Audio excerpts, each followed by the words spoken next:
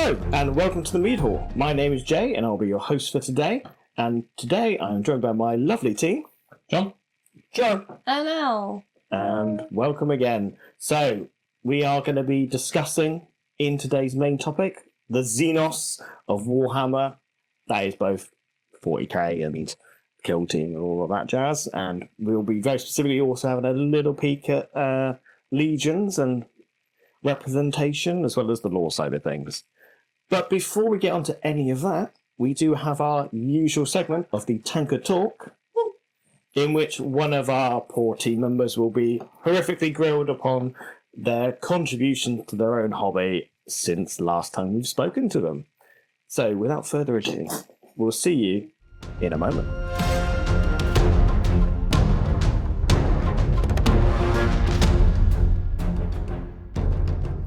Welcome back and welcome to Tankard Talk. So, John.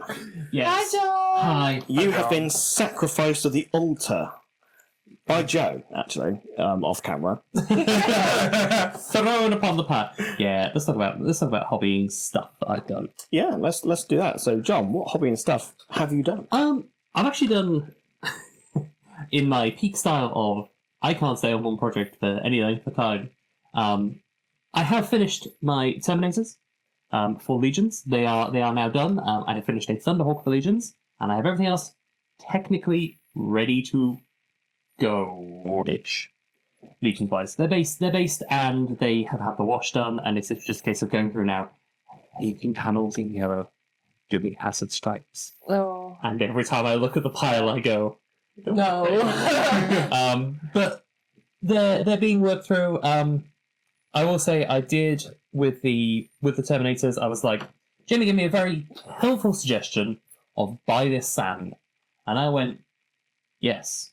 But what if I didn't, and I bought a random different sand from a shop, went to use it, and found out it was absolutely awful, and then had to go through and make the conscious decision of going, I'm just going to go buy the one that I was told to go and buy, and then have to redo it. So the unfortunate side effect is, given the Legion scale, it does look like my Terminators are wading through some real thick sand now. They're like almost up to their knees, like they are just trudging through.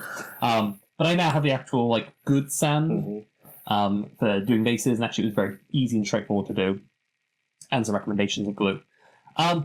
Outside of that, there was also how to go with some BattleTech. A friend of mine recommended BattleTech Alpha Strike, which is, funnily enough, the Legions of BattleTech. So regular BattleTech as a game is like designed for like 4-mech versus 4-mech. The thing that scared me off is the sheet you have to have. It is an A4 sheet per model, which tracks damage across each arm, each leg, the body, the internal workings, the back, the front. It was a whole mess. I looked at the sheet and I was like, no, I can't do it. There's too many numbers here. Just finding out some things, this was afterwards. They actually suggest to people building a box of doom, which is because you have to roll so many different sets of dice. You basically get like the storage things, like all little like divisions in a tray. You fill those with each of your individual little sets of dice, and then you don't shake like individually. You just go shake the whole box violently, and then slam it down, and then that's what your dice rolls are. Oh my god. It's too many dice. So I was like, no thank you. And they were like, how about this game? And each of them basically have like a little data card that's like yay big, and it has everything you need to know on it. And I gave it a go. It's a fun enough game. It was very much muddling through the rules, but the models were really fun to paint. And they gave me like a nice little break. And also, if you can see between them, I was like, I'm not painting raptors, but I really liked how I did my raptors, so I basically stole like the paint scheme and chucked them onto there. And it worked. And also there's some fun pearlescent paint within there. Oh.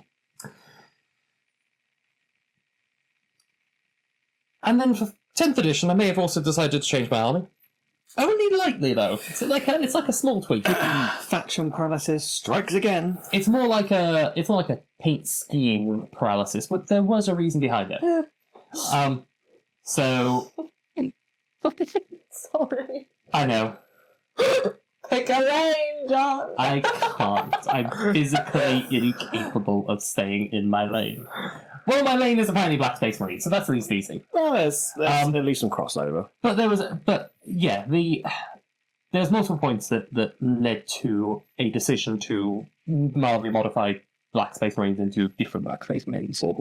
Number one being, as we're continuing with this channel, well, first of all, new rules came out for Death Watch. Mhm. The new rules were they don't exist. Not in their initial. Not in there, like, you can take a bunch of Marines. It's now, play Marines and take some Death Watch with you. It's not, like, a thing. Mm. So that left a certain sour taste in one's mouth when they went, okay, so the thing I was building just doesn't exist in the same way. You can still play them, but now you just have to pick a flavour of Marines and then they go to that. Yeah, I mean, you can definitely still play Death Watch as an army. Yes. It's got to jump for a hoop or two, but Yeah, and to be fair, the jumping through the hoops wasn't the problem. The kind of the push was a thing where in our other podcast, where we're talking about in terms of lore and what we get out of the hobby, I very much enjoy like, oh, how does it fit in terms of lore? And when it's just fighting against, Xenos factions, cool. Makes sense, Death Watch, bam, bam, bam. All that cool stuff. But then you go, well, like, the Death Watch should kind of be like this, like, super, like, the most elite of the elite. Why are they rocking up with a tank? Where'd they get that tank? Like, they're not gonna have, like, it's like your super, like, specialist drop-in force goes in and they brought their giant tank along with them. Like, there are scenarios where you can make that work, and I'm not saying you can't. a bit like the SAS turning out with a Challenger too. Yeah. It's not a subtle thing. So I was like, that kind of, like, dissuaded. And then it's also like, okay, let's say we do a fight against other, if I was doing a fight against a Chaos Space force. Alpha Legion. Alpha Legion. Yeah, Alpha Legion. Why they got the Death Watch? Why did they come in the Death Watch to fight them? Or, like, demons or anything like that. Like, it almost felt that they were narratively too specialised in one particular direction. So I was already on the fence about kind of, like, moving away from them. And then I finally got around to listening to / reading the audiobook of Hell's Reach. And then I was like, well, I guess this is it now. Because A, that's a really, really good book. And it made me go, I want to get a Grim Albus model, which I'm going to get at some point. But I was also like, oh, let's actually look into the whole thing of, like, the Black Templars and the stories that are around them. And I was like, there is some connotations, shall we say, around the Black Templars in certain areas of the community. Best left alone. But I was like, oh, so like, what do they do? Like, what is the actual lore around them? Not just like the community perspective, what's the actual lore around them? So when you with like certain Space Marine captains, you have like a whole thing of like, oh, you take like the Kikaridons. They go to a planet, they're like, we're taking your people, and I'm going to turn them into Space Marines. Thank you, goodbye. And there's various other ones like that. Templars, their recruitment process, you turn up. Anybody. You take them, roll them in. If you can pass the trials, you're in. Yeah, there was one which was one of their like high marshals who basically turned up on their door after fighting their way through the trial with their like father's sword, like as a kid, and they were like, "Cool, you did that," and they turned that sword into the power sword they then took with them for like the entirety of the rest of their thing. They didn't like say you have to get rid of that thing because it's an attachment to your previous life. It's like, no, you fought with that. That is your weapon. And like their like approach to like scouts is they don't have scouts, they have neophytes. And when you sign when they join up, they become a neophyte. They're then tied to one of their initiates, which is like their next level up. And it's like if that one person is in charge of training that one person, and if that person dies, the person they're training under their tutelage, they have to like swear like a blood oath at that moment to take down the thing that took down their trainee. Like, it's very much like a way more brotherhoody than I expected it to be. Yes, they're very anti-psyker. They're very, very anti-psyker. Which is why I don't like them. But there is like a reason why they're anti-psyker. There's like a whole there's like the whole thing of like the howling, which was their like fight against demon that made them incapable of being compatible with psychics. So there was a lot more to it, and like the more I started reading about the lore combined with like that book was like, these are kind of fun. And when it then comes down to like a narrative perspective of why are they fighting all the different factions they're going to be fighting, I didn't feel like pigeonholing to be like, these are our anti-alien force, and we have to make sure this is why this force of people who specialize in fighting aliens are now fighting chaos because of reasons. Convenience. So that was what it led down to. And then I kind of like had like thoughts of them of like, oh, how could I potentially pull in some other bits? Of like, oh, if I ever wanted to do librarians in an army in there, I can chuck in some Grey Knights. They're gonna allow Grey Knights because they're like way more sanctioned than anything else. Or you could take a little bit of Deathwatch. Well, I still can. Yeah, I still can take Deathwatch because I can actually now play them as this like this little force that's working alongside without having to make everything Deathwatch. And the other thing as well that came down to it was a modelling perspective of I now only have to focus on one style of model. Yeah, I don't have to go, oh, I want to have, I think about if you want to do like a salamander with like a, like there's lots of different bits you have to pick up on. Whereas these guys, I can just be like, my theme is Crusader, and then I can just go from there. So yes, that's been the change, and it's been relatively straightforward because the black recipe that I was using for the Deathwatch just translates directly across, and I have discovered the absolute love of transfers, which I already enjoyed using transfers, but again, Deathwatch, I was like, I need to buy one water slide of every single chapter, and unsurprisingly, no company wants to offer that as a service because it's way more expensive to do it individual prints, whereas they can just be like, oh, you want like Black Templar sheet? There's your Black Templar sheet. Yeah. So the change is a small change, but one that was unexpected. Apparently, I'm just a big son of Dawn. I didn't know that, but like we went Crimson Fists, and then toyed with Imperial Fists, but didn't want to paint yellow. And I was like, well, it's easy. I'll just go with the other Sons of Dawn that have like that have their own special thing. If I had a nickel for every time a Warhammer content creator went from Deathwatch to Black Templar, I'd have 2. Which isn't much. But this has happened twice. Who else? That's what Patreon's about. He was always Black Templars. No. Was he Deathwatch before? That's so funny. Funnily enough, actually, Ian's Bell was like somebody who I've looked at and been like, this is the Black Templars player that I want to be, not the other Black Templars player. No, he does have quite a phenomenal Black Templar army. He has. Oh, yes, I looked at how he does it, and I'm like, that's very cool. That's way more work than I'm prepared for.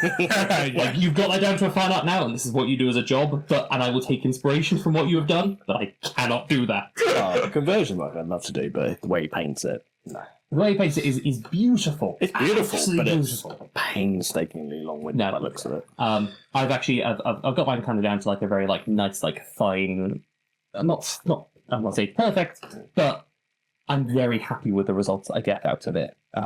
Like it gives the illusion of like edge highlighting on black without having to ever go in and be like, I do a line here, I do a line here, I do a thinner line here. It just, it ends up yielding the result I wanted to. And based off of the Book of Hell's Reach, I have had thoughts of what I would add to it when I want to do a combined force, which would be Imperial Guard and in particular the Steel Legion. Because Hell's Reach is all about Armageddon, Steel Legion, roll them into there, and then maybe do Steel Legion. Not anytime soon. So yeah, that's where I'm at. So, the Sons of Dawn and the Sons of Perturabo. That is also the funniest bit of it as well, is like, yes, for Legions, I'm going to play Perturabo, and for 10th edition, and, the main 40k is going to be, the Templars. Just so if they ever get head-to-head, it's like, oh. Well, if they ever get head-to-head, I think it'd be a little bit unfair, considering your Primaris moment to the size of the London. They say that scale creep is a problem, but like the Chaos Terminators versus the Primaris Marine, I think that's scale. Yeah, I don't think it. I think that's one-sided. Yeah. I did see say about scale stuff, and somebody did because the Legion's knights are the same size as Polaris Marines, they took parts from Legion's knights and put them onto Marines, and I just had the idea of somebody just taking like a knight that is just a Marine like armor like fitted around a knight. Some giant Marine as their standard. I mean, at least it's a nice bits box for any Iron Hands players. That was what they were doing it for. It's like they did like they cut like the leg off of a Marine and then stuck a. I was going to say that'd be leg on really it. good for what I was doing. Iron Hands. Yeah. They did have some questionable ones in there, but they had some ones that worked better. So those are being a slow conversion from what I've got. Those I just need to sit down and actually put yellow on a dark colour, which is I found better paint. I will say, Unpainted Fanatic, they're yellow, which is like the equivalent of like Avalon Sunset. Goes on beautifully. Yeah, it's just like it's a very smooth yellow, like a couple of applications and I think it's 6. So I think highly recommend that. Well, I have 2 things. The first one quickly is when you say they're almost ready, how many points worth of Legions are we talking? Just shy of 2,000. Okay. I could probably make it more. Would it be good more? Yeah. It would be more. I haven't touched the Titans yet. I have 2 Warhammers. And a lot of stuff needing bonus knights. But I wish they were a little bit more classic. But if I'm doing this in more fit to them, I'm sure that'll be happening. We'll see.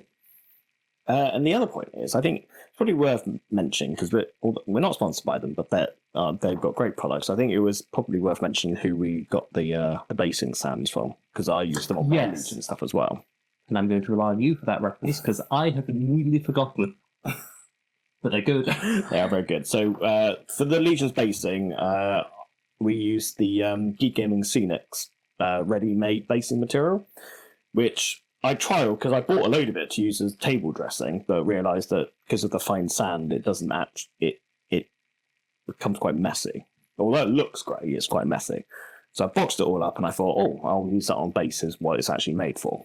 So it's I've got a load of urban one, and I took a gamble and thought, I'll try it on the Legions because I wasn't sure if the scale would be right. But the Geek Gaming Scenic basing material is fantastic for Legion scale.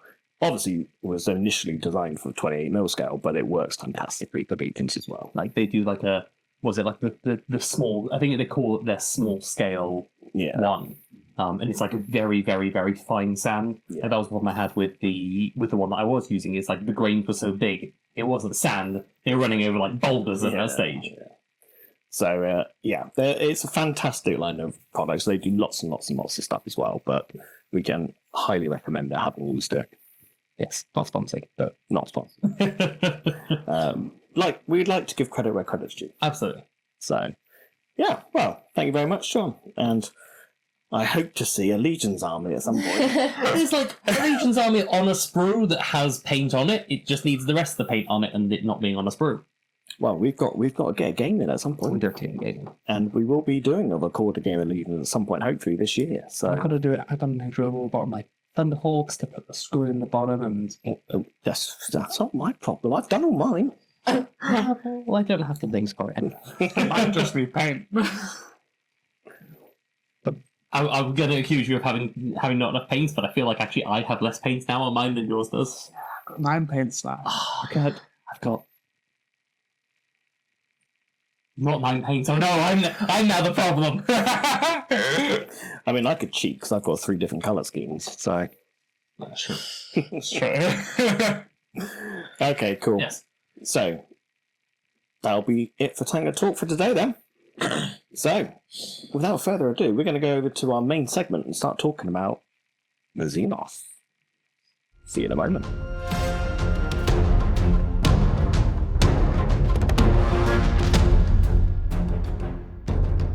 And welcome back. So, today's primary topic, we are going to be discussing, as I've already said, the Xenos. the alien. Not the heretic or the mutant, just the alien. Just getting that little Death Watch jab there. Yep. So we're going to be discussing the Xenos because I'm pretty confident that you guys would agree with me that the Xenos don't get the representation and the love that they really should do in Warhammer 40k and associated products and titles. One particular one that's somewhat irksome, which I think a lot of people will agree with, but we'll come on to that, which is Legions. But let's talk primarily about 40k, the setting, and the lack of content for the lore, and also the tabletop support. Because let's be honest, the Imperium is human, and therefore it gets a huge amount of focus and support from Games Workshop. And it's almost made worse, I would say, by the fact that it's not even just the Imperium, it's the Space Marines. Yeah. Yes. They are probably... I'm going to pull a number out of my head here. It is nowhere near accurate, I'm sure, but like 80% of the content, or whatever it happens to be, seems to be Space Marines. Yes. I mean, they are the poster. Yes, but it's taking that poster concept to a whole nother level. I think there's definitely an element of like that. I can see one. It's Imperium and Space Marine, because as you said, they're human. It's easy for people to look at something and go, "I can relate to that." You know, you're not going to get your slice of life Tyranid experience anytime soon on the big screen. No. But Although I'd say the Tyranids are an extreme example of that. they are an extreme example of that, yes. But you know, I mean, like it's harder to empathise in the same way. Yeah, I suppose. That's not saying it can't be done. I'm just saying that I can see why it ended up that way. I can give a really good example of where that's definitely not true. Where you can empathise and put yourself in the shoes of an alien or a non-human. And for me, that's from a video game series called Mass Effect. Yes. Where quite a few of the characters, annoyingly quite a few of them are human, but there are quite a lot of non-human characters, alien characters that are part of your team, your crews and all that lot. And they feel like some of the best characters in the game because they're so well fleshed out. Absolutely. They feel like people, even though they're not humans. They still feel like a person, still feel like people. You empathise with them really easily. Almost more so than other humans in quite a lot of circumstances. So it's definitely not true that it can't be done. Sorry, I wasn't saying it couldn't. No, I know you weren't. I'm just emphasising the point that it really can be done. And I think that's a good example of why it should be done. Yes. Yeah.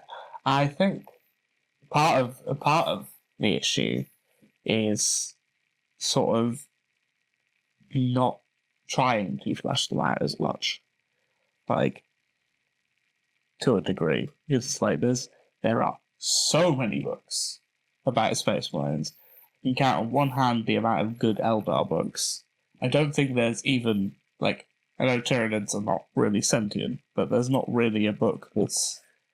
Tyranids, again, they're the outlier. They're a difficult example to choose, but there's still interesting stories you can tell around. Yeah, but, I mean, from the perspective of the Tyranids, I think the Tyranids aren't something they're never going to be the POV. Yeah. No. Genes to the cult. Genes to the cult, yes. There is at least one Genes to the cult novel. But that is, I'm dredging up being like, I can think of one Genes to the cult novel I have seen on the shelf. And that was surrounded by either Heresy era or Imperium books, just all around it. But there was one. Yeah. I mean, I think one thing we should do, and I think we should distinguish between Heresy and 40k, because Heresy is an entirely human story. Yeah. The Xenos show up a little bit, but it's a human story. It's about the human civil war. So let's take away from this conversation anything to do with Heresy. All right, so that also includes the entire Heresy book series. Although I would argue there's the alternative timeline. The alternative timeline where Xenos is the big thing. Imagine the War in Heaven series that we had instead. But I mean, that's something that we definitely should see, I think. Yeah. But we never will see. But yeah, so for the topic of conversation, I'm going to remove that from the table because I don't think that's really fair. No, I was sorry, just saying, like, in terms of, like, on the shelf, when you look at it on the shelf. But I think, because as the discussion goes on, we're going to start talking about the amount of space marine material, or amount of Imperium material. Yeah. And I don't think it's fair to include the heresy stuff because that is what it is. Yeah. It should be that way. Whereas in 40k, it's different. Yeah. And even when we take away the, 70 plus books from the heresy series, even if we take that away, we have still got an astronomical number of Imperium / Space Marine books and lore materials. Yeah, huge number.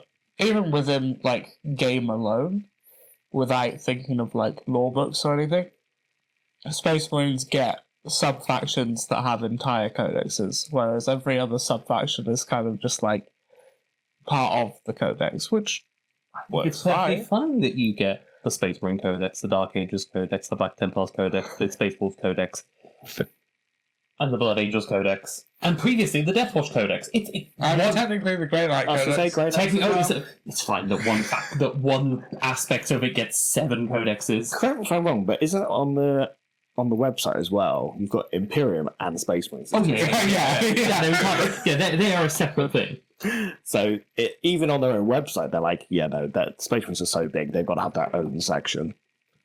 Which, saying about that actually, I do find that funny because if you took the two big franchises that Games Workshop are selling in it, it's Age of Sigmar, Yep, and 40k. Yep. But you go on their respective different pages. Go on to 40k. You're right. It's Space Marine, Armies of the Imperium, Armies of Chaos, yep, and then Xenos. and then Xenos. Yep. And then you've got the divisions in there. You go on to the Age of Sigmar one. It's Forces of Order, Forces of Chaos, Yep. Forces of Death, and Forces of Destruction. Yep.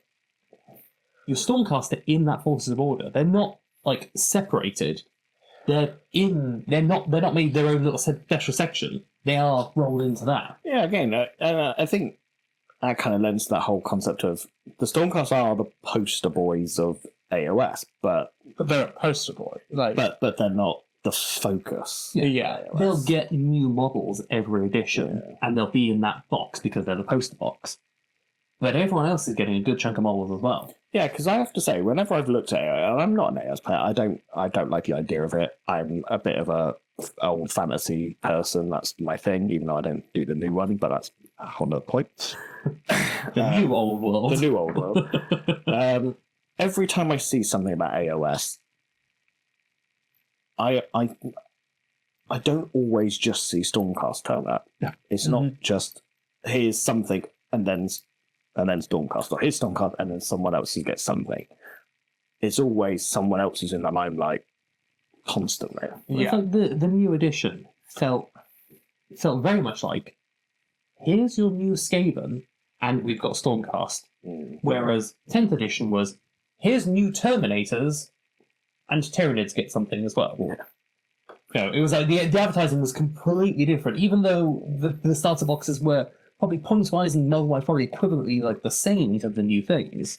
It was like, we know Stormcast exists, but here's new Skaven. Whereas it was like, here's new Terminators, and Tyranids you get a refresh. Well, you can even tell from like breakdowns of the trailer of like, you can confidently see what new Space Marines are coming. Whereas people are like, I think in that frame there's a tentacle on there. Yeah. Again, I appreciate that like Tyranids are difficult to be like, we want to make the Tyranids the poster because they're big, gribbly space monsters. I mean, the irony of that as well, actually, is that the Space Marines I did get a few new things in that box, but they were variants and stuff we already had. Tyranids was actually the bigger and better. The bigger release. Yeah, 100%. They actually had more interesting stuff and more interesting updates. I think the majority of that box was new Tyranids because of the range refresh bits and stuff. But you compare that to the AOS trailer, and it was like, here's some Stormcast, but look at these Skaven though. Look at the wild things these Skaven are doing. And I think that's an interesting point as well, because when you say like Tyranids are less sentient, Skaven are kind of a little bit less sentient than Oh, that's not strictly true.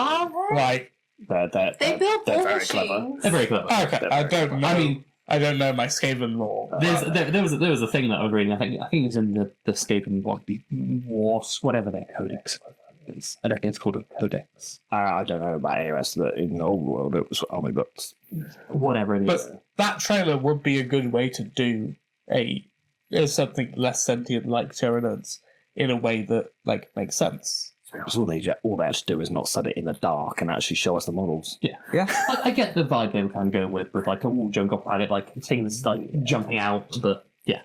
It could have been done differently. It could have been done, yeah. Or they could have really gone out and done 2 trailers. From 2 different perspectives. Wild. Yeah. Impossible. Amazing. I mean, in fairness, one of the new Tides episode from Warhammer TV actually has some Tyranids fighting a custodian and a few other things. And that is really cool when you get to really see the Tyranids up close. But yeah, I've not mentioned it.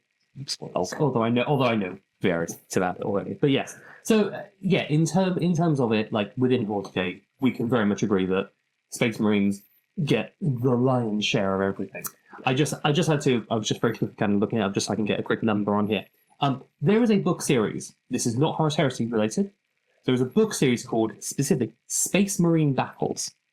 Okay, so this is one part of the full Black Library. How many books are in Space Marine Battles? Any guesses? Is that a specific book series, or is it just a collection of all? It's a collection of books that are considered the Space Marine Battles. They don't all link into each other. Yeah. They are all separate books that are grouped under, like, if you imagine kind of like the Horus Heresy, it doesn't have to be like a full narrative, but there's things that are happening around. Does that include the heresy stuff? No, it doesn't include Heresy. This is completely separate from Heresy. I reckon At least 3. 3. At I mean, least. yes, there are at least 3. I reckon there's probably at least 300. Bear in mind, this is a specific series, not like every Space Marine book that ever exists. There's a series that is called Space Marine Battles, and there's right. inside there. Oh, okay. There's probably about 20. I'm in the same 30, actually. And so there's 37. There are 37 books in the Space Marine Battles series, which Wow. covers just. And it's not even like just one chapter, and it's not one chapter or anything like that. But there is like just loads of like separate little stories. And you know this one because that is what Hell's Reach is a part of. Hell's Reach is a part of the Space Marine Battle series. But it is a lot of books, and that's just one section of the 40K books. Space Marine's got a lot of books. They It's said, surprising that Black Library doesn't have like a Space Marine section. I mean, the Dawn of Fire series is at 8 books so far, and that's all about Primara Space Marines. yeah. Although I do believe that is ending soon. I think that's going to drag on quite a game. No, but it still But stands like it's another series, another Space Marine led series. And obviously, because they get all of this attention and they're the poster childs, they also, very annoyingly to agree, get the lion's share of model releases and rule support. I need another lieutenant. Look, you don't need another lieutenant. You're getting one. You're getting a Titus model. It's coming. You're even getting a named one. I'm now a Black Templars player. I get 2 lieutenants because we have a Castellan and a lieutenant, which are 2 separate lieutenants. I mean, it is getting to a point of almost ridiculousness that Space Marines are so big Yes. in 40K, How especially. many lieutenants is there that exist now? Oh god! So just based off of if you want to take them in game, okay, you could. Let's just take Black Templars as an example. So the Castellan is the equivalent of a lieutenant. I could take 3 of those models. I could take 3 models that are regular lieutenant. I could take 3 models that are lieutenant in Reaver armor. I could take 3 that are lieutenant with combi weapon, and I could take 3 that are lieutenant with Phobos armor because that's different from the Reaver armor. There's also the Blade Guarding one, I think, which is also a separate data sheet. I think. Yeah, he's rolled in. Yeah, Or is he being rolled in now? regular lieutenant now? But I could get up to there's 9 that you could take. So there's 3 in Phobos armor alone, which means you could take 9 of them, and then at least 2 regular ones. There isn't a Lieutenant in Terminator or Gravis. Yeah. Yes. They will arrive. We need them. Clearly, I mean, that's a gap in the market now. Wait, hang on. There's no jump lieutenant. Of course. Where's the jump lieutenant, guys? Another jump lieutenant. I mean, personally, I'd be more interested in a librarian jump. So I thought you were going to say librarian lieutenant. I'm a librarian. Am I a librarian lieutenant? Could happen. There are several ranks within the librarius, but they don't do that. I'm chaplain lieutenant, No. technically lieutenant, apothecary lieutenant, Captain Lieutenant. A lieutenant? Of course, yes. Yeah. And then there's just lots to spiral down from there. So yes, Yeah. they're especially. Yeah, they get way too much, to be honest. And I think to a certain degree, even Space Marine players feeling like there's too much now. Yes. Well, it just makes it so much harder when you're like trying to build an army, or like, you know, you're getting used to the game, like what to choose from. There's so much. What was that? But Sorry. I mean, I'm going to bring back the point about removing heresy stuff, okay, in terms of lore, because it's really my biggest bugbear almost is that there is already a game focused on Space Marines. Yeah. And that is the Horus Heresy. It is entirely focused on Space Marine. And to be perfectly honest, I know that it will never happen because they've already gone through this whole Primaris thing. But they could have done what I think would have been a much better plan. Is just say, here's all the new Heresy kits, use them in 40k, but the 40k teams will focus on Chaos and Xenos. Because there is already so much stuff in Heresy. That is a beautiful world that you pictured there. That isn't going to It's happen. never going to happen because it's too late. It's not even that it's just too late. Like from like a monetary perspective, I think the like was it? I think there was a number somewhere, but like the tactical kit alone, when it like came out, like made up for like something ridiculous like 60% of like GW profits. Yeah, I know, but you imagine the amount of people that would just buy the Heresy kit. Yeah, but what I'm trying to get at is at this stage, you're right. It's too late. Yeah. It's too late to we can't put it back in the bottle. Yeah. But that's what annoys me, is the Heresy stuff is already there, and also the Heresy stuff, especially in the last few years, it seems better than most of the new stuff that kind of come out. Yeah. It's kind of the thing with 40k that a lot of people have been saying, that like Heresy and Age of Sigmar, the releases are just nicer in general. Like take whatever the manufacturing process is that's making the characters for Heresy fine cast, make them in plastic, and then like you are completely correct that they could just be like, we just kind of bottle with. I mean, Age of Sigmar, we had a recent release that is like really quite comparable of the Blood Angels Sanguinary Guard versus the new Prosecutors, and like how different in quality they were in terms of just like design.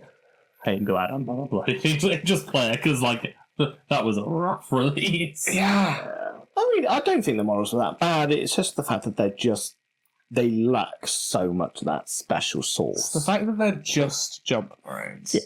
They They're lost just all jump that. marines. The only real difference between them and the like assault pack intercessors or whatever is that they have the wing. Well, no, Picture the regular ones have those little flappy bits. It's just that the Sanguinary Guard ones have wings painted onto them, or Yeah. onto them. Like that's it. Yeah. It's not even like the flappy bits are unique to them. No, they just have wings imprinted on theirs. But what's mad with that is, and this I know this isn't the topic of it, but like look what came out for the Dark Angels. Like the Deathwing Knights and the Inner Circle Companions look really good. So it's like whatever happened with that one.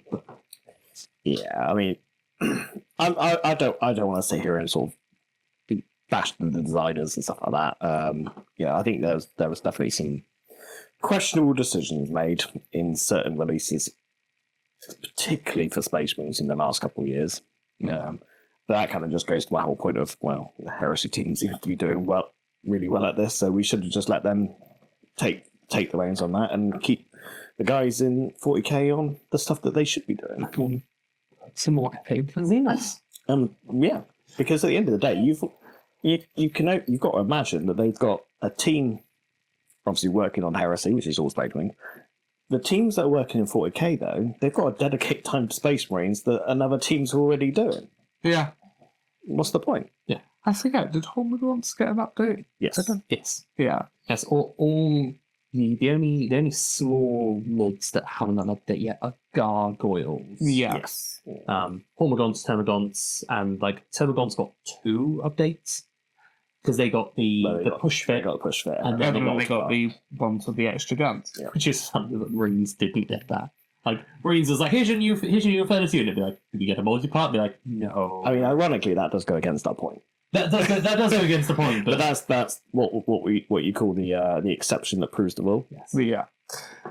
It seems to be a very common theme in anything to focus on the good guys and not the bad guys. Although, now this is a point I wanted to make, is that I don't see Tyranids as much of like the villains because Objectively, the good guys. they just I'm gonna like when you all use the word objectively there. I'll be honest. all they want to do is they want to fly on down and they want to nom nom and then they want to fly away.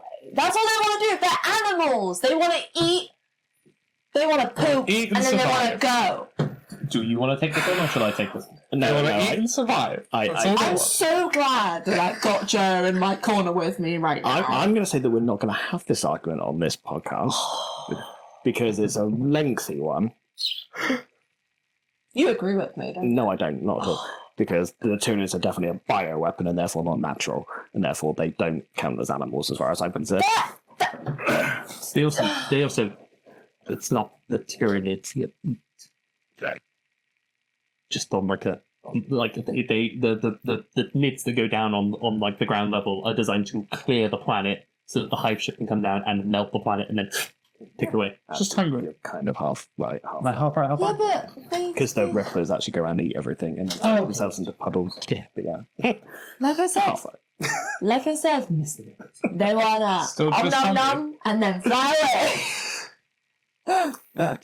Yeah, there's There still. are so many worse people. Oh no! That's not what this podcast Okay, is about. right. No, it's not what this podcast is about. All factions of 40k villains, including the Space Marines. Yes, even you. You specifically, John. I know. Even your Crusader Knights. Oh no. I know.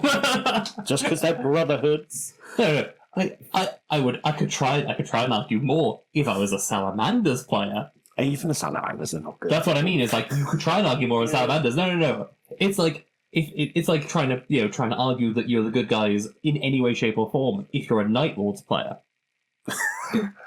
I don't know.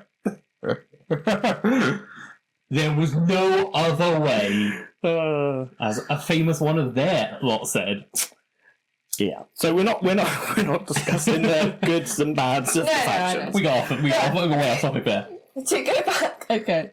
Circling back around to the main point you're making, I do agree. Obviously, still relatively new, so there's not much other than what I've seen through like media, which is obviously very little, which is very sad. I would absolutely love to see an animation just of Tyranids, like just them going down to a planet and doing what they do, and just that being that one. But they do deserve to have some more representation across everything. I mean, I feel like with like the Ultramarines and the Tyranids and that whole Leviathan. Have I got that right? Okay, brilliant. That's amazing. I feel like that is it as far as their representation goes, which is really sad that they've got Space Marines again attached to the hip with them on that. But like I said, I don't really know enough to make like an in-depth like commentary about it. So that's basically where I stand for this. But I'm just glad that me and Joe are on the same page about it. I'm going to throw my pitch for what the Tyranid show should be. Yeah. Attenborough style nature documentary on Tyranids. Yeah.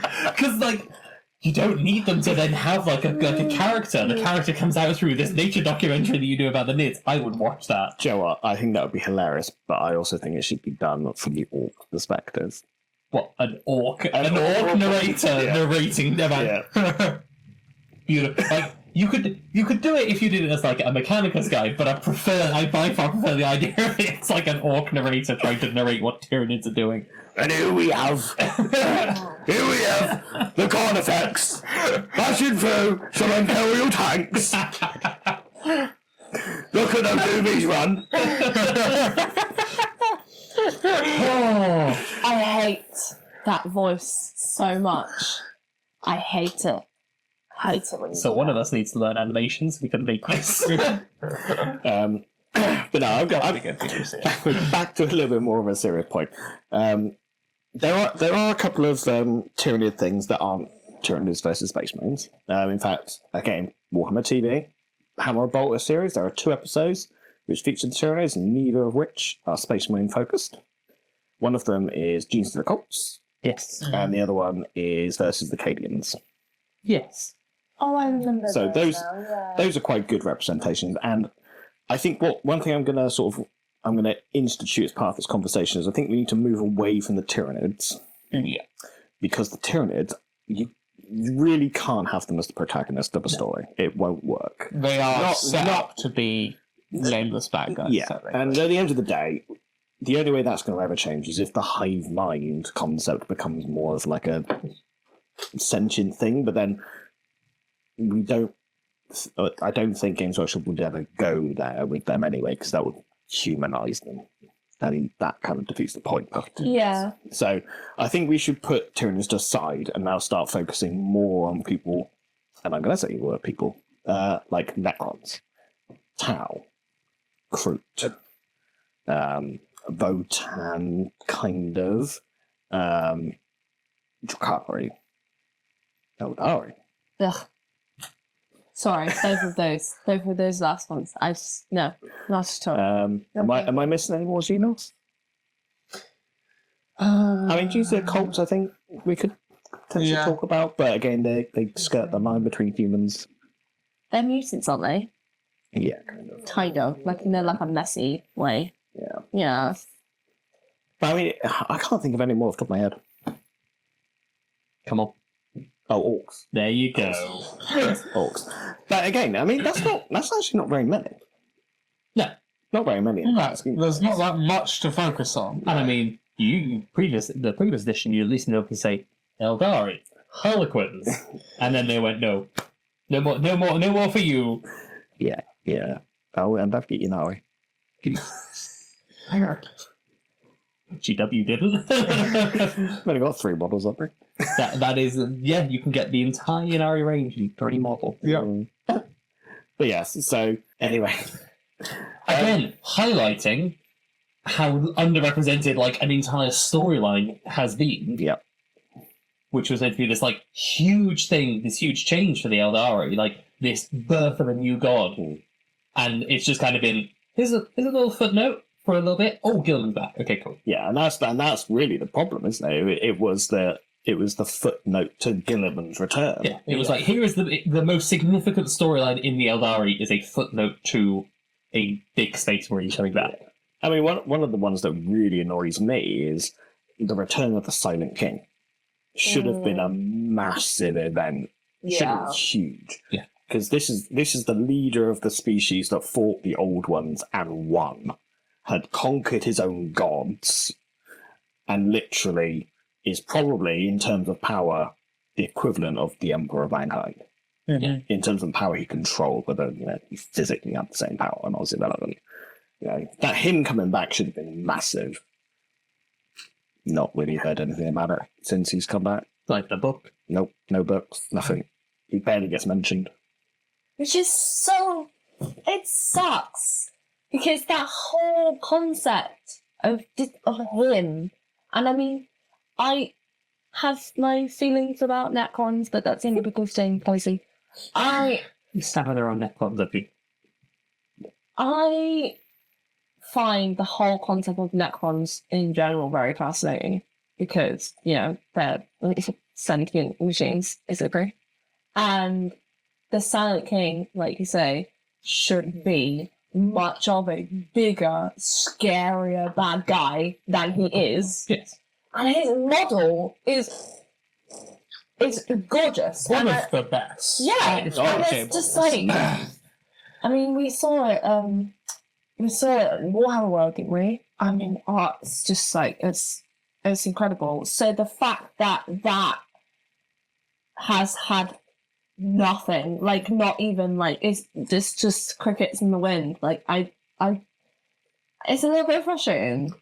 The Sun King as a character, like, should be uttered in like the same level of threat. It's like Abaddon. Like, Yeah. you could go, these are all the things that Abaddon has done, and there should be the equivalency in like story about the Sun King. Every faction should have that.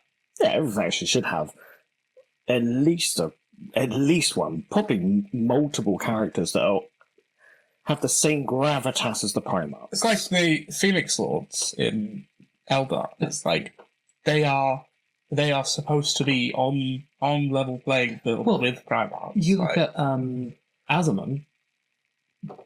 Yeah, it gets a little dicey when it comes down to like actual Phoenix Lords, but was there when Slanesh was born. Like, survived it, got people out. Like that's like was the first Phoenix Lord. and like Morgan Ra is the only Phoenix Lord to have like to still be in the same body. Yeah. Throughout the entire things that have gone on. But I don't think he even has a book, right? He does have a nice model. He does have a lovely model. Yeah. Asmon doesn't. Asmon does have, and Asmon has like mentions in books, and there are some good Eldar books, but like I think Jane Zar is the only Phoenix Lord that has a book. like a dedicated book. Yeah. Like the Xenos books that I read came out part of a collection rolled into Chaos. It was Xenos and Chaos was the collection of books. Like, sorry, it was a collection of audio dramas. I could then go and have, in the same thing, I could have, here's my entire one that is dedicated to essentially all the orders of the Inquisition. So it's like, you've got books about Scissor Battle, books about Grey Knights, books about Deathwatch. And then I can go get another whole set of audiobooks that are all about rogue traders. I can go get another set of audiobooks that are all about space, and then it's like, oh no, we've taken Chaos and Xenos and we've just kind of mushed them together over here. Like when I was looking for audiobooks for Eldar, the recommendations were just like, here's 2. Whereas if you look for any chapter of Space Marines, you get at least sort of 5 recommendations. Yeah, even some of the more obscure chapters as well, not even like the first founding. Yeah, even like sort of Crimson Fists, stuff like that. No. I'm sorry. I've had like the GW page open just in terms of Black Library stuff, just out of curiosity. And in their featured section is an entire book based on The Exorcists. Wow. Like, not even like Crimson Fist. I've got to give them credit where credit's due. They were the cover of like Rogue Trader back in the day. Like, Yeah. Exorcists. There's an I'm not even sure I've heard of The Exorcists.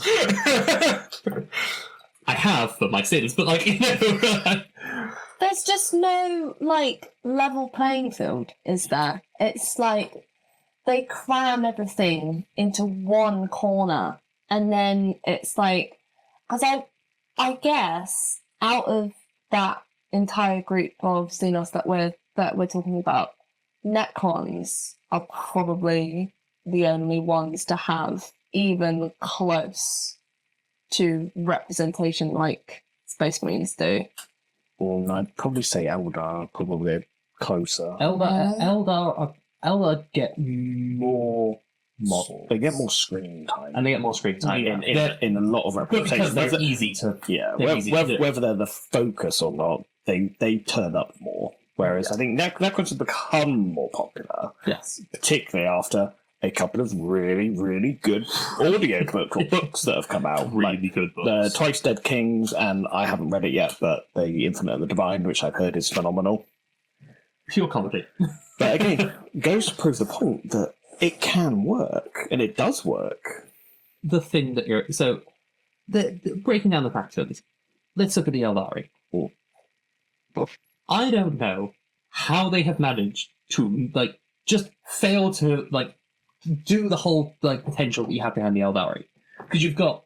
Okay, you just take, like, the craft world Aeldari.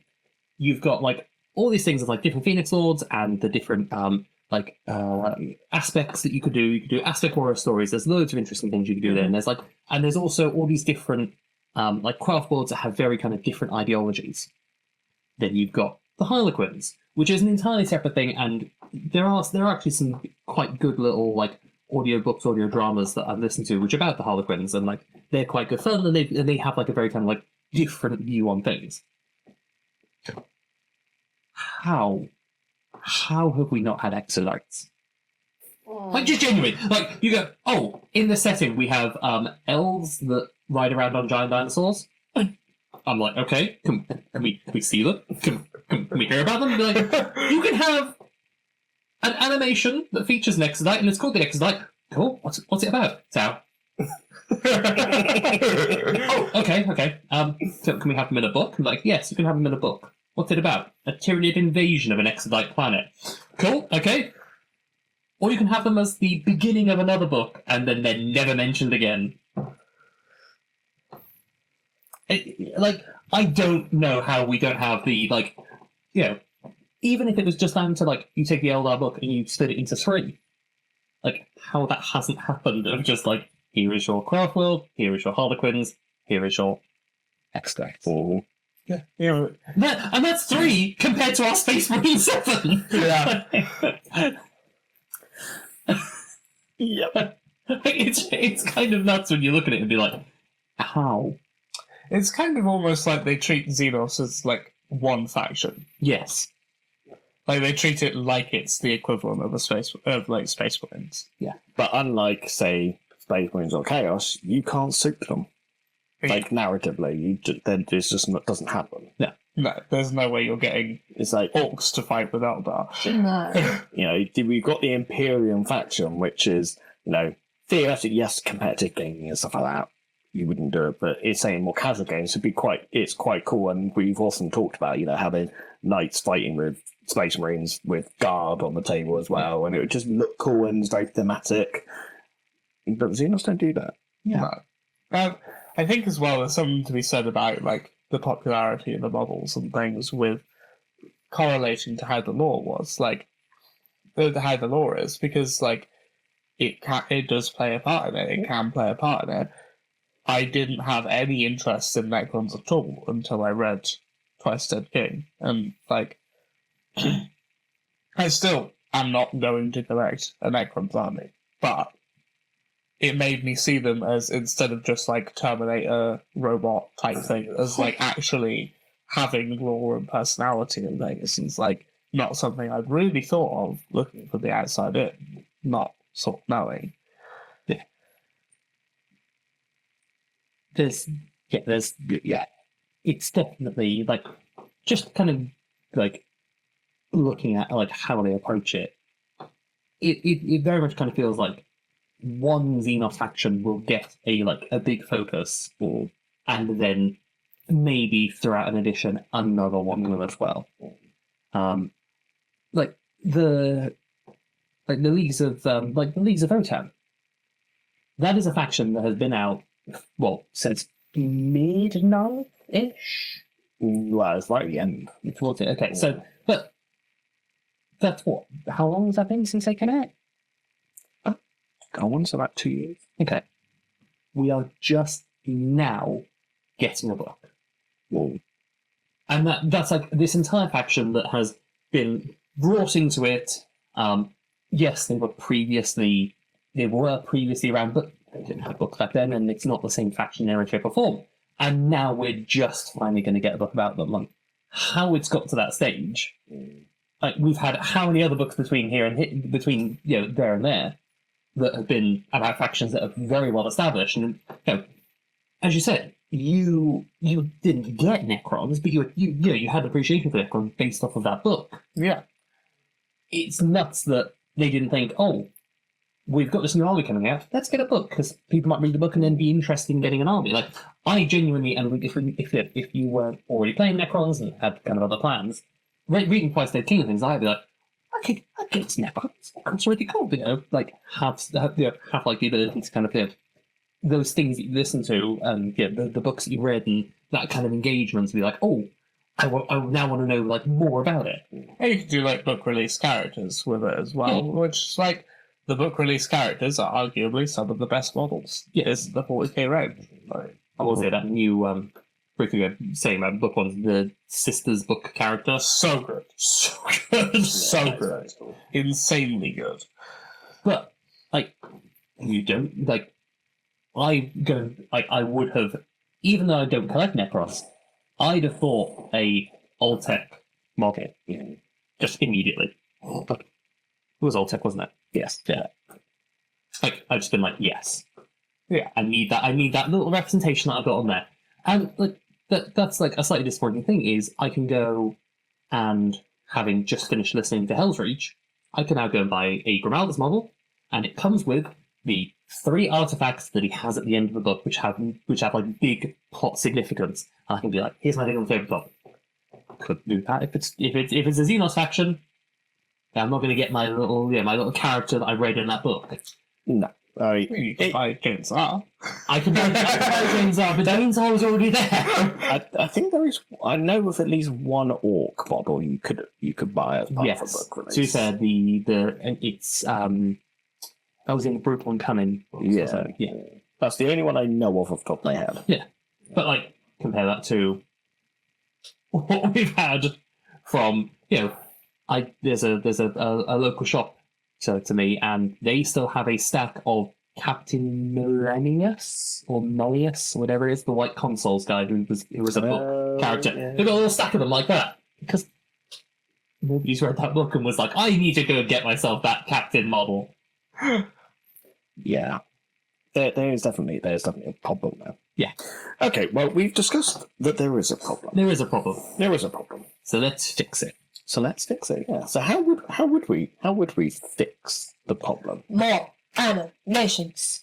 More on Warhammer TV, because people like to see it on screen nowadays. I feel like it's much easier to engage with an audience when it's on a screen. Like, I feel like animation is the way to go, because certainly from my perspective, I have a very big obsession with Angels of Death on Warhammer TV. I watch it religiously. And like, honestly, it's a little bit of a problem. Yeah, she's like a chapter serf. She's in there, with the incense and everything. And you are not collecting Blood Angels. I know, but Don't start her off. I do love Blood Angels as a faction, but it has Chin Stealer cults in it. They are the main villains of those episodes, that show. If you watch it as you can watch it as the full length, which I do. And that is good representation for them. And by watching more animations on Warhammer TV, I got more into the hobby. It tends to integrate people in more into the hobby in general, I think. So I think if they amped that up, that would then cause more demand for the models, I think. And then therefore they'd have more representation. I think so. I think that. I think it's in how you portray them in that media as well. As Yeah, totally. people want to play the antagonist, people want to play the bad guys, but people don't want to play punching back. If you portray them as a genuine threat to the Space Marines, like, or to the thing that they're coming across, that's cool. That's fun. People want that. But if you portray that as, oh, the Space Marines are just walking through another thing, it's like, So we've got animation, we've got the representation, so they either need to be the protagonist of the story or they need to be a significant impact on the story. yeah. Thoughts? Do a launch box. It's Jack Stevens. Oh, yeah. Do a launch box, or just in general, because if you look at a lot of what happens in terms of like either official battle reports or battle reports that are generally happening, it is Imperium versus. Yeah. Yeah, a box like you look at the like kill team. Play a lot of kill team. You look at how kill team works. It is Imperium versus. So it'll be the first box, Vet Guard, Orks. Yeah. You then had Sisters versus Tau. You had Phobos Marines versus Traitor Guard. You had Legionary. Like at no point does it ever align where it's not Imperium versus something. Do a box set that is just, we're going to do Chaos, we're going to do like Xenos versus Xenos. Now sometimes they do, actually to be fair, sometimes they do roll it in that it is Xenos versus Chaos, but it's always a human element to it. They've never done one which is Xenos versus Xenos. Where do we stand on Votan being Imperium? Because there was the Votan versus Brood Coven, wasn't there? Yeah, but that's I mean, they're both human adjacent. I was going to say anyway. that is the guard kit Yeah. with different heads. I'm just saying, kinda. They, I guess, in a sense, but like that is like most dipping the weakest toe in the side, water of it. Yeah. But a launch box that is, imagine a launch box that they do for a new edition, and it's Eldar versus Drukari. Like that, like showdown of Because people are not going to not... The people who like Warhammer are not going to not buy a launch box because it comes with the rules. It comes with and people everything who you need. and people who want to get into the hobby. It's set up for you. Yeah. Yeah. I like the idea, but I think the problem will stem from we need to establish the interest first. Mm. So yes, I think the idea is great, but I think we need to establish the Xenos as the main show But before we get to that point. so if we're trying to establish the main show, do like some form of media to push. Like I think what they could almost do with is rather than trying to go and approach it as we are going to try and focus on all of our Xenos, pick one. Pick one and just really delve into that Xenos factory. Yeah, you could do. You could take and just like a full like multimedia approach to it. You could go, we're going to do one that is entirely focused around the Eldar, like an Eldar game. We're going to do an Eldar book series. We're going to like really like hone in on the Eldar, or just make Mass Effect. Do a story about Tau, and then you still get your humans, and you like. I like Tau, but they are. I don't think they're handled very well, because like. As a faction, they should be, here's a little bit of everything. And what it feels like is, here's some of like what we have, and we're not going to touch anything else. Tau have, for example, there's a race that they're allied to, which are the size of like Imperial Titans. Can we see them? No, we're gonna hide those. We're not gonna release models of those. They've got like anti-psycho worms that are like these psychically linked worms. No, we're not going to do anything with them. We're going to just release more of kind of like the same thing. Like at least like crew were like the focus of this edition, but I don't think it worked. I don't think they did too badly. I don't need it too badly, but the fact that I can still go into a shop and buy that crew box does speak to why we don't get more Xenos. Well, I think I don't think that's why we don't. I think that's just a result of the fact that we don't. But it doesn't encourage it. Because they don't have the lore to go with it. No, we don't have that build up, that passion. It's kind of like if you want a Space Marines book, you can find something that you will like for most people. Yeah. If you want a Xenos book, you are stuck with the ones that are there. And that will not necessarily cater to everything you are looking for. Crew are kind of ugly, aren't they? I just googled them. You never seen a crew before. No, but that doesn't that speak volumes? That I have never seen any crew before until literally right now, where I've I think googled it. you just not looked at that part of the lore. I mean, I've not really held an interest in Tau, so We got Vespids as well. But that's it. It's Kroot, Vespids, and Tau. Again, Vespids models. yeah, beautiful, absolutely beautiful new models. Yeah. But that is, you have a Vespid unit. Yeah. You don't have Vespids. You don't have this idea of rather than making it all these kind of different.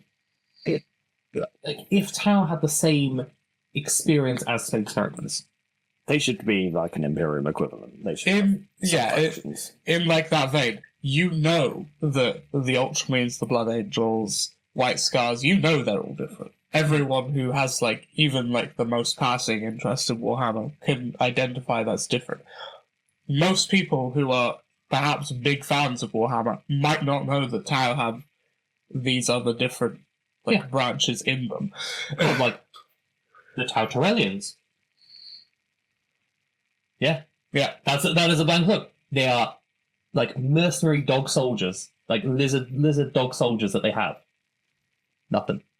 The Neogi are the psychically charged worms that they use to combat psychers. Nothing.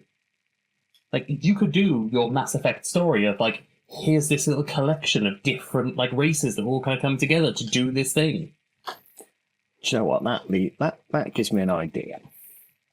Let's do something a little bit unique. Let's do something a bit different. And let's go through all the Xenos races and let's pitch a story. Let's pitch a small movie or a TV series for each one. Like a Warhammer TV episode or something like that. Let's assume. So Games Workshop, if you ever watch this video, you can have these ideas for free. Okay. So Don't even ask for credit. we're going to pitch to you our ideas. Okay.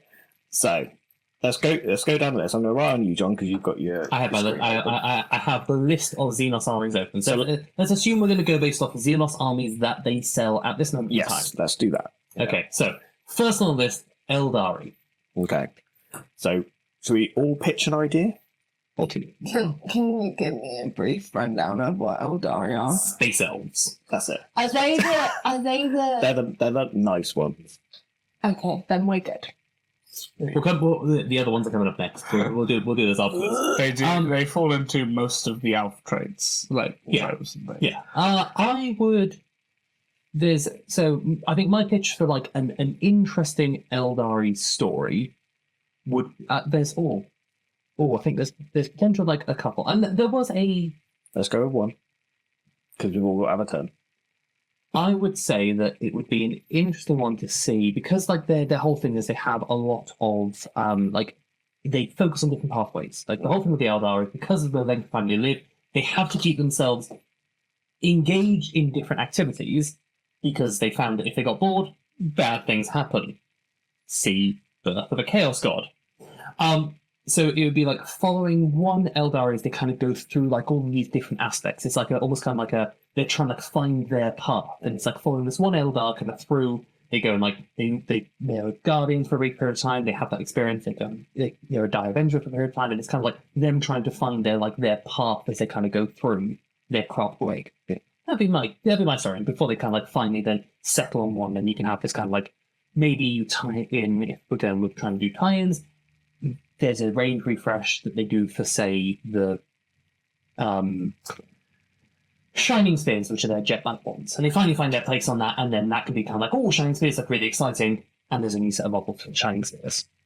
That'd be mine, and that sticks with it being craft world. That doesn't mean you have to now, from GW's perspective, pick up and bring back Harlequins and Big Wave and that. That's mine. Okay. Got any ideas, Joe? Yeah, I think I'm going to come at it from a slightly more like. I think it would be really interesting to explore that sort of long lifespan kind of thing from a very sort of humanized perspective of following an Eldar. Not sure what sort of role they would play, but they exploring the idea of the mortality compared to other races like Imperial Guard.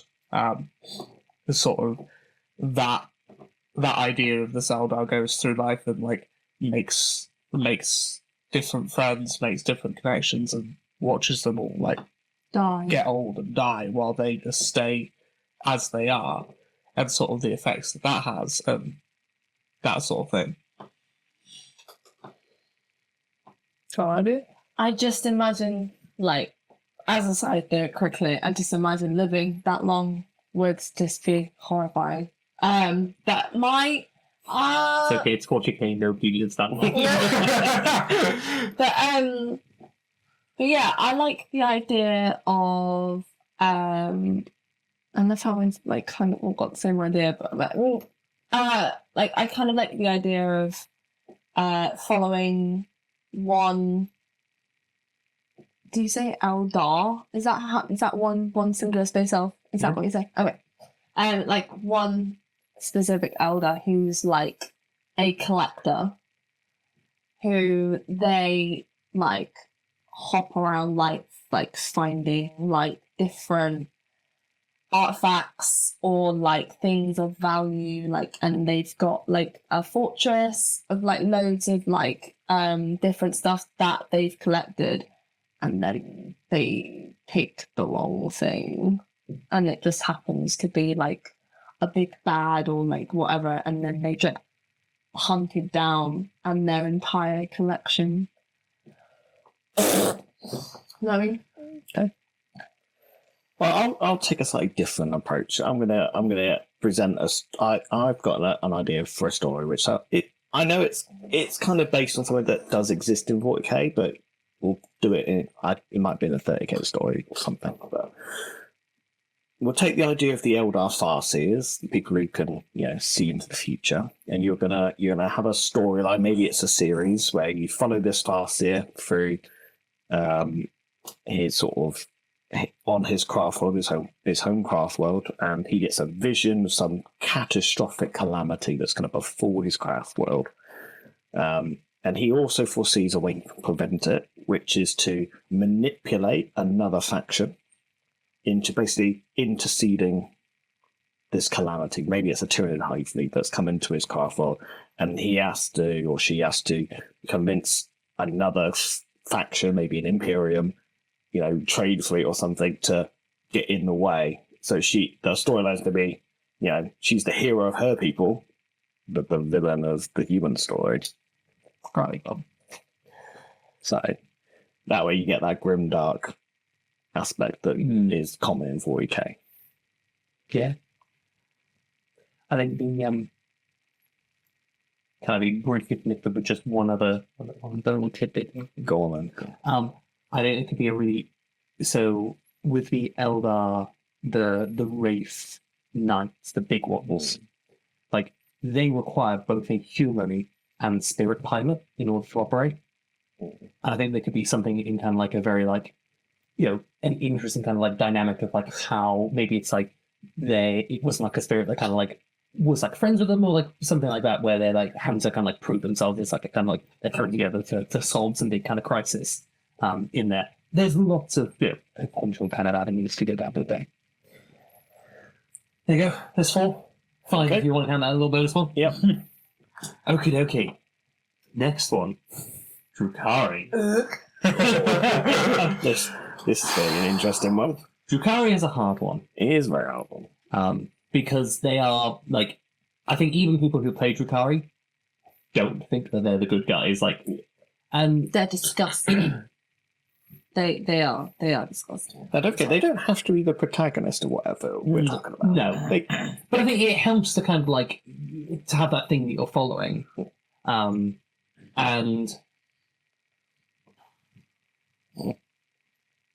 I think the avenue that I would be pitching to kind of go down would be maybe you have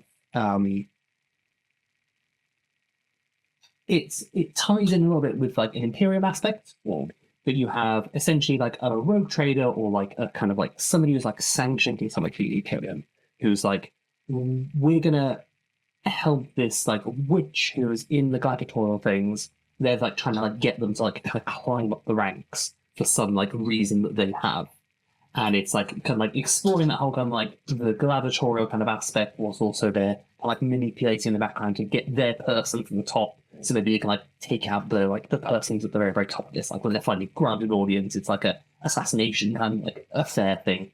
And then you could also go with like a it's all about like this person kind of being like the hero of it, and then at the end maybe the Imperium betrays them because like they just used them to get this person who they didn't want in charge kind of out, and there could be some play in that. That'd be like I would explore that avenue, because it is to make them like seem like the good guys, as it was, the protagonists of the story. You gotta kind of like, I think there's probably going to be difficulties with the Drukhari on that one. Yeah. Anybody else? I think. Back. I don't know yet. Come back to me. Oh, something when they die. Honestly, I just yeah. No, but seriously, with you, I really don't. I don't. The thing is, I don't know enough to make a decision about like a storyline or anything. I guess. Actually, hang on. One thing I would love to see would be like maybe like a Drukhari civil war kind of thing, maybe. Kind of like So they could kill each other and Well, make me happy. Actually, that's not a bad avenue to kind of go down, because they have a lot of like inter-house kind of politics. You could almost do like a Game of Thrones, House of the Dragon kind of story. Just like seeing two like Drukhari boats like in the sky, like fighting each other, like that. To me, that sounds like that's comedy. You know? I don't like comedy. Well, if I was going to pitch it, I'd go right. Well, this is Drukhari. Let's go R-rated.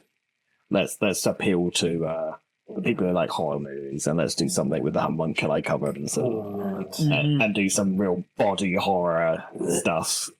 What perspective would it be from? Because I've got an idea if depending on what you say. Well, I almost feel like you have to kind of do it from the perspective of the victim. Yeah, okay. We're on the same page for how that goes. Yeah, okay. So I'm picturing almost like Saw level, body torture horror. Yeah. Yeah, I think if you're gonna do Drukhari, you do Drukhari and show just how dark it can be. Yeah, I think just on like on Joe, have you got one? I do. Cool, go for it. Sorry, I won't. Space pirates. Thank you. If no one just said it, I was literally looking so please go. Space pirates, I think, not Pirates of the Caribbean. Of the Caribbean sector. not of the Caribbean, but like brutal space pirates, like go around raiding like Imperium ships to see what happens to. Was it Black Sails? More Black Sails than More Pirates of the Black Caribbean. Yeah. Yeah, that kind of makes sense. Yeah. Because then you could roll in like Corsairs into there as well. There's like a bunch of different things you could throw in. Yeah, that's cool. That's cool. Got a nice little mix there. Yeah. Genes do the cults. Oh. Just alien. God. I was like, that was poised for something. Do you know what? I kind of like I do kind of like Genes the Cults, but a specific. Oh god, I've been saving this one. So at the end of Angels of Death, the last shot one of the last shots with the Blood Angel ship is in the back of the engine thingy. I don't know what it's called, but there's What are they called? Oh, that is so Gene bad. Stealer, Patriarch? I think it's a patriarch. The big one or the little one? And it's a little one. You're breaking. Do you know what I'm talking Sorry, about? say it again. So at the end of Angels of Death, Yeah. when the Blood Angels are like flying away in their big old cathedral ship thing, Yeah. in like the little Oh, you engine mean thing in where the turbine things- bit? Yeah, Yeah, that's just a gene stealer. there's like a gene stealer, like on the ship, and I want to see that one gene stealer ripping its way through the rest of the people on the ship. It's Alien. It's alien. But I think if it was still pretty perfect. It does. if it was entirely from that one gene stealer's perspective, Again, you couldn't do it from the gene stealer's perspective, I don't think. yeah, maybe not, but like I want to see that. I want to see it. That's wild. But yeah, it's basically it's just alien. Go on then. I Don't say aliens. no. It's like that one. It's like that one, but there's more of them. No. A chaplain. So it starts out maybe a Space Marine story, and then you find out over time that he's just been real misled. The things he's preaching about, the emperor he's preaching about, is not the emperor at all, and is one of the patriarchs. Slowly, he influences like a small group of Space Marines, and we potentially get new Gene Stealer cults models. I like that a lot. That is GSC Space good. Marines would be vastly If you have any idea, would got any ideas, Sean? My idea for where it would go, and it's an idea I've had kind of like before about with the Gene Stealer cult, is you play on this whole kind of idea of it's like this you portray the Imperium in it as this like oppressive totalitarian regime, and it's like you make it like it's fully Orwellian, all that kind of stuff. It's like this place is terrible. And it's like following this like group of them, kind of like this underground resistance, and it's really kind of like showing like this kind of build up of like, oh, yeah, I'm going to take it down and all this kind of stuff, and then you maybe like drop in like subtle little hints that there is like a gene, like maybe there's like kind of like a process that goes through, and then you get kind of like to the end, they finally overthrow this government, and and then it finally happens. It finally dawns on them as the Hive Fleet arrives, like what they've helped to do. And then it still sticks with this, with the kind of the aspect of the kind of the how you want to have 40k be grimdark, and it's like they've won, but at what kind of cost? And it could be like, I'd always imagine it potentially if you were going to do it, I'd do it live action. Like a little bit of kind of prosthetics. It's like, oh, are they just like mutants? Like what's kind of happening there? And then it's like finally then revealed in terms of what is actually going on. Very kind of like dark, like this kind of revolutionary action against them, like leans the whole idea that they are like this kind of like rather than a cult, it's a revolution. This kind of like that idea aspect of it. Okay. That'd be my point on it. Like you downplay a lot of like the Gene Stealers aspect, and you focus more on kind of like the people aspect of it. Okay. Well, I'm gonna do something similar to what you're talking about, and kind of away from the Gene Stealer and more of the human side of it. And I'm going to pitch James Bond in 40k. Imagine a colour morph Oh, wandering around as basically a James Bond archetype. Nice. Yeah. It'd just be a little bit more lighter-hearted, but you can still have a bit of grimdark, a bit of Jason Bourne maybe in there. Yeah. Taking people out with the stray guns. It's like it's not revealed until like maybe like if it's Like, it's not until like the third act you suddenly realise he's Third gun. 3 guns. they shoot both his guns at and he's like, "You've got me." Bam.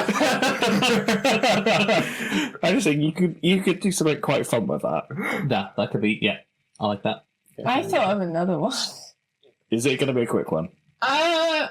Well, I mean, I need to check first that I'm going to get it right. Is it, like, do gene stealers, like, breed the same way that, like, face huggers do in Alien? Kinda. Yeah. I came up in one of our previous episodes, weirdly. I want to see that process. And I know that's really gross, but hear me out. So you want a nature documentary about gene stealers?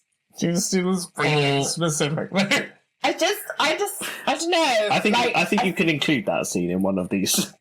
Yeah. Like your alien thing. It depends what avenue you're trying to go down with it. I would. We probably want to keep this video monetized. No, I know. But like following like one person like in their life and like they Fall in love. Oh! It's a romantic comedy. That was a genuine spit take. Please, we need to see if that was on camera. The romantic comedy of the Gene Stealer cult is not something I knew I needed, but now I do.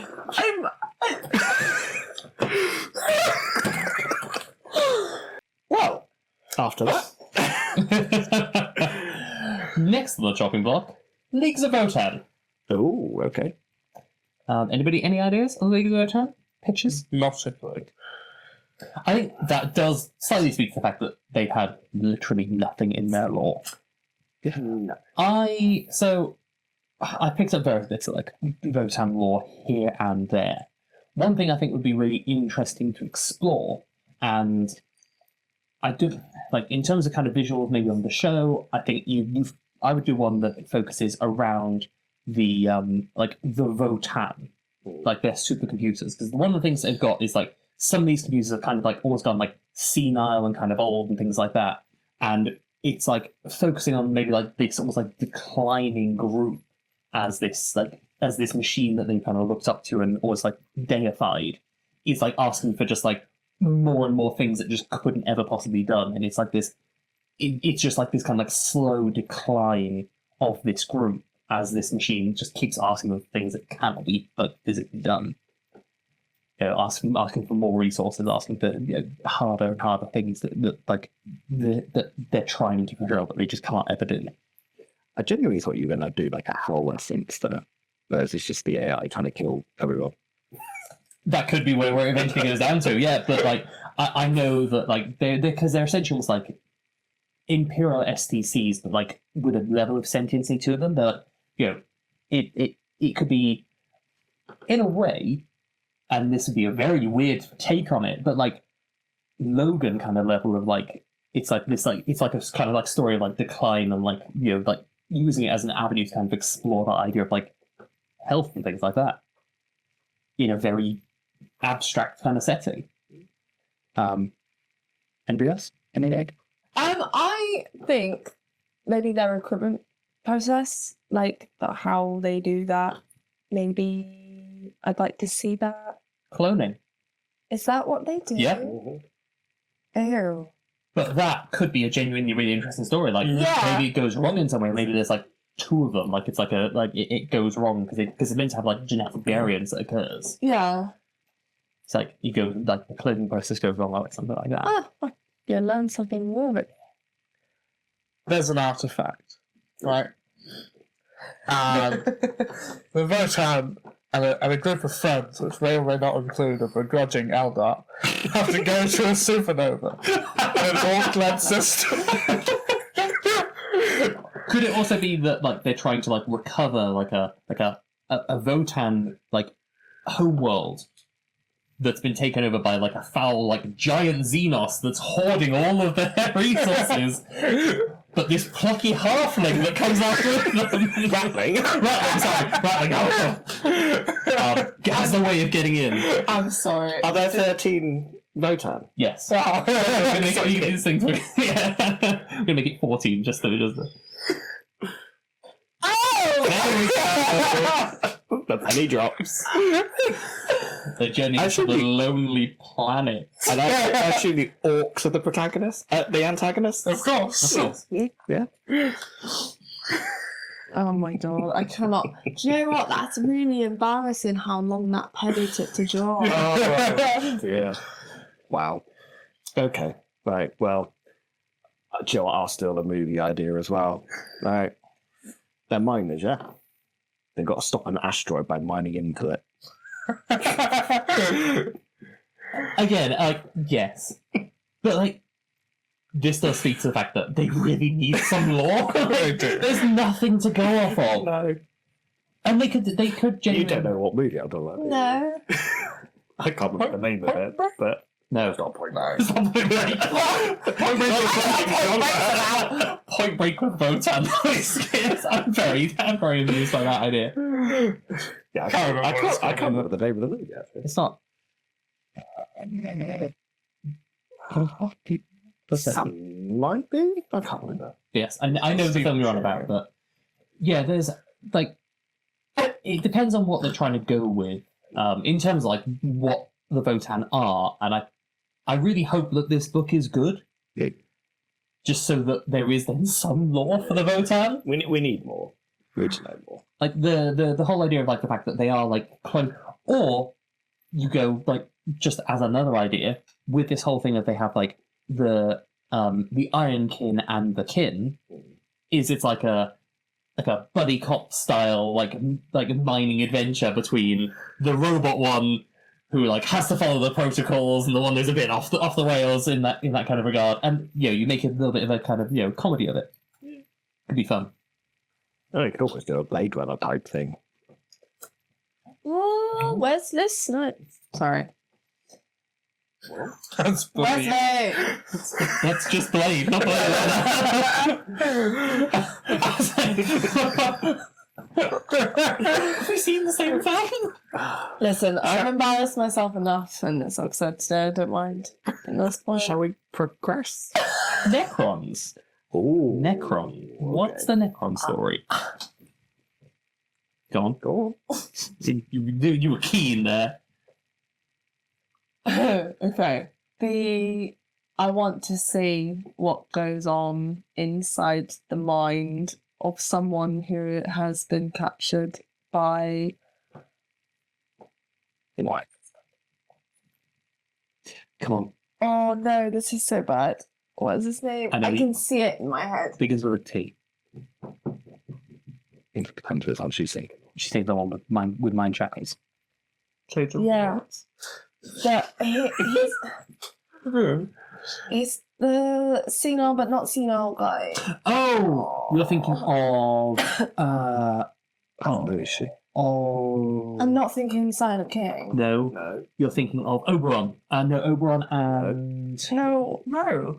Nemesaur... No. You're Trazen, right? What? Trazen. See, you're thinking Trazen. You're thinking... No. Yes. I had it in my head. It's the two of them. It's the pair of them. Yeah. Xandra. He's in. Xandra. He's in. I said he's in Twisted King, isn't he? You've never read that, so how would you know? Zara. You mean Illuminor Zara? Yeah. I want like to see what goes on in the head, in the head of someone who's been captured by him. Right. I want to see more. I want to see more of him. He's kind of. So you want a torture-based show based on Necron?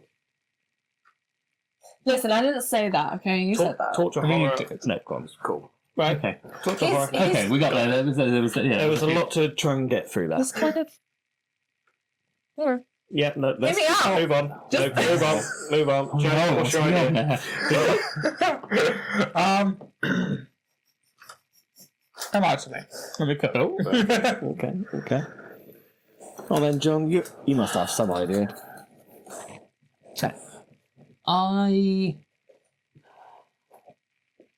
The problem is, actually, I'm going, it's just the Twice Dead King. It just ends up being like the Twice Dead King ahead. So I'm trying to think of like what would be an interesting like avenue to go down to kind of explore things that haven't already been explored in a very good book series. You're trying to...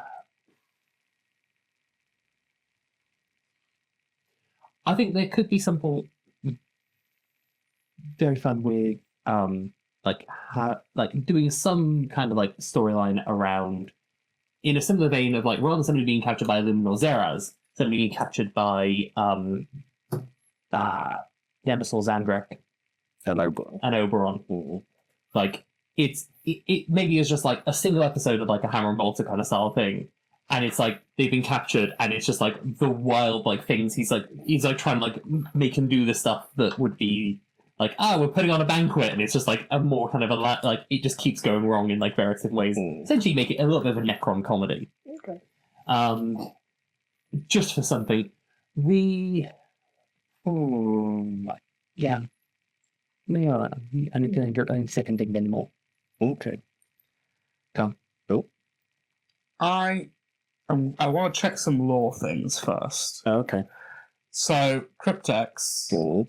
the process to make them. Make the crypto. Yeah. Not is it cryptex? The constructs. Cloptech unit. Cannot take you. Yeah.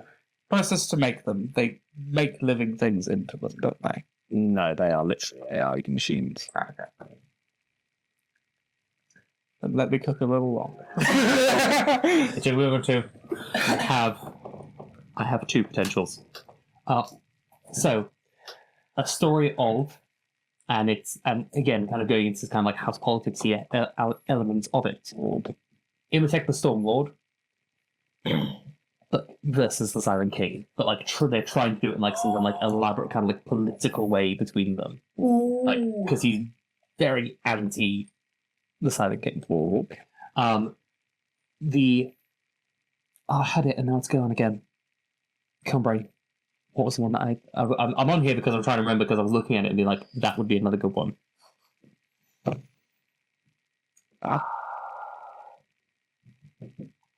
Yeah, I lost it again. But yes, but imitate the Stormlord and explore some of those kind of avenues of like the house kind of politicking avenues. And now it's just come back to me again. The other thought, and this also would then lead into bringing back a model or a set of models because of it. Just to a storyline based around the pariahs. The Necron pariahs, somebody being taken, or you have them as like the kind of like the spooky bad, because they are Necron blanks, and it's like this like unnerving, uneasy kind of like this thing that's approaching, and then you do it in like, again, you kind of lean this kind of like that, almost like not alien horror, but kind of like fun up, almost like Terminator kind of style, and like this unquestioning kind of like being that's been made up of the people who've like been taken, and now they're hunting down the others that were with them. Maybe do like pariahs versus custodies, and it was the Sisters of Silence with the custodies that were taken and turned into those pariahs. There you go. John Wick style story with a death mark. Yes. Yes. What's his favourite scarab? Like His favourite canoptech. Yes. I'm so here for it. I'm thinking Chosen the Infinite is Indiana Jones. Oh my god. I feel like that's cheating because that is the most obvious one, but it is also the best one, and it's just a set of just like separate stories of just Trazen stealing stuff. Yep. Here's my pitch. Or Larkoff. Well, but it's not just Trazen. It is Trazen the Infinite going around trying to steal stuff, but at the same time, you have a Blood Raven who like keeps getting there first and like steals stuff and runs. It's like the two of them, like this is this back and forth between them trying to steal various things. The final, it's a heist movie. Trazen the Infinite assembles a heist movie. Like, just yeah, there you go. Wow. Any more? Let's move on to the next one. Orks. Ooh. Okay.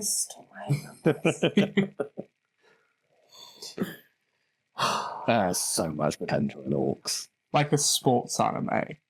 But with orcs and orc commentary. It's so good. Yes.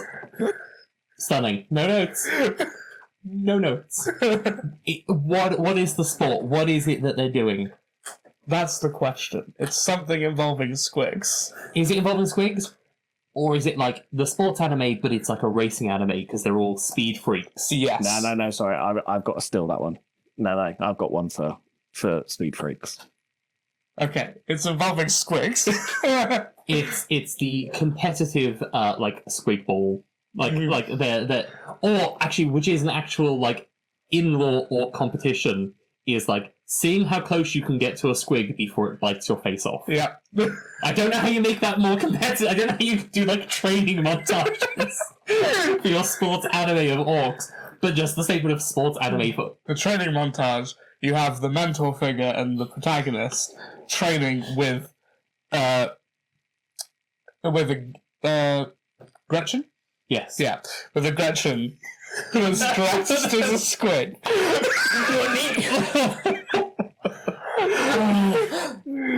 Is it animated like a sports anime as well? Like,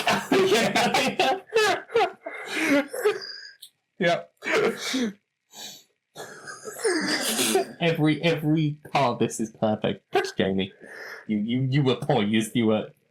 Fast and Furious 5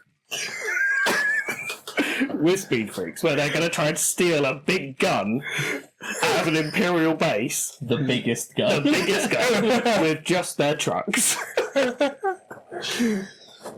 I hate Fast and Furious so much. You'd love it if it was Orcs, though. Only if they were singing that Christmas song that they brought out last year. Oh, they probably have a goth rocker on top of one of them. Oh my, this seems so silly now. Oh, and I was It's meant to be silly. Well, I have a question first. Do orcs like No. get busy? They're No. fungus. They're Oh. mushroom. They're mushroom people. They get bit. You kill them, and then they shoot out spores, and then those spores grow more orcs. So essentially, no, you can't do Twilight. I'm going to go for it. Or What? or an orc. High school slice of life. No. I wouldn't want those in there. No.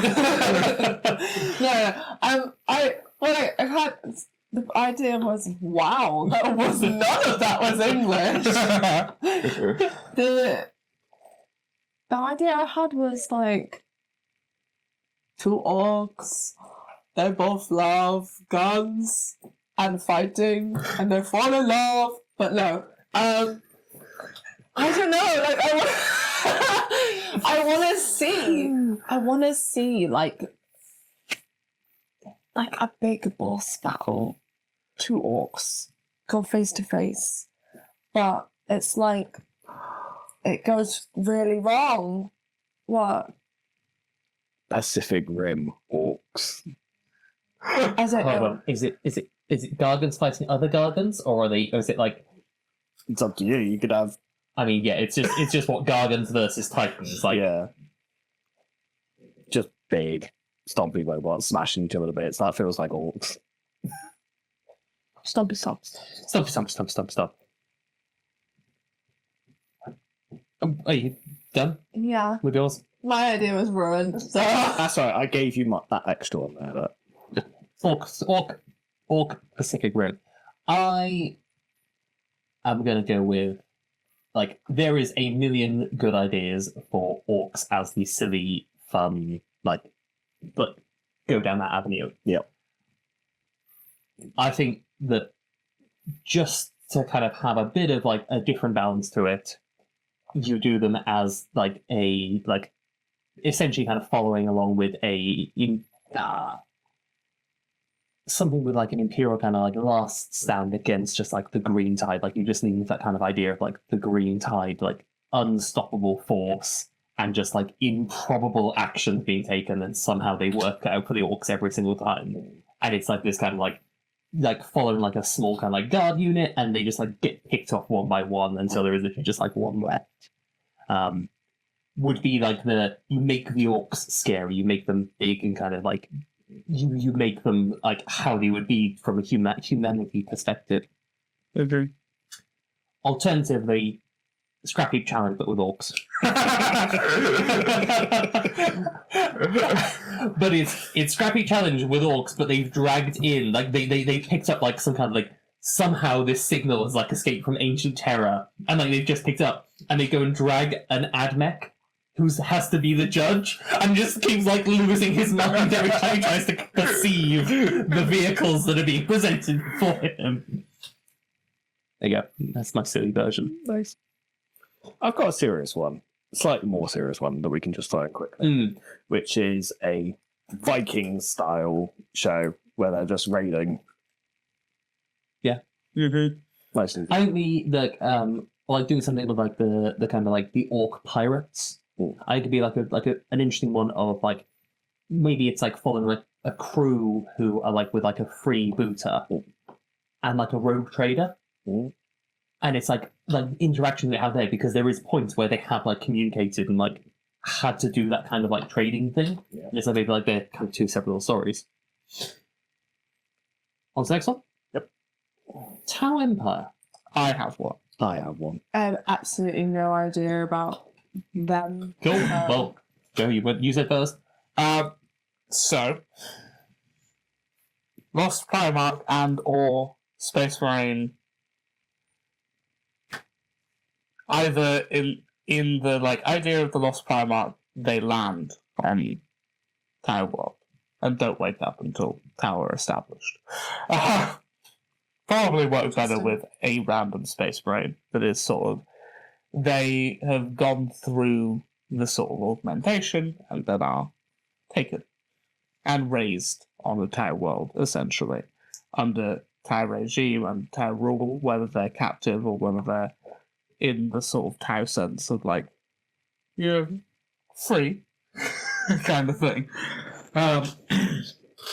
And then we follow their sort of life, and as they sort of make more connections, more friendships, more found family with Tau, and then one day the Space Marine chapter that they were going to be a part of comes down to do battle, and then they have to face up against the chapter that they were going to be sworn into. Cool. Wow.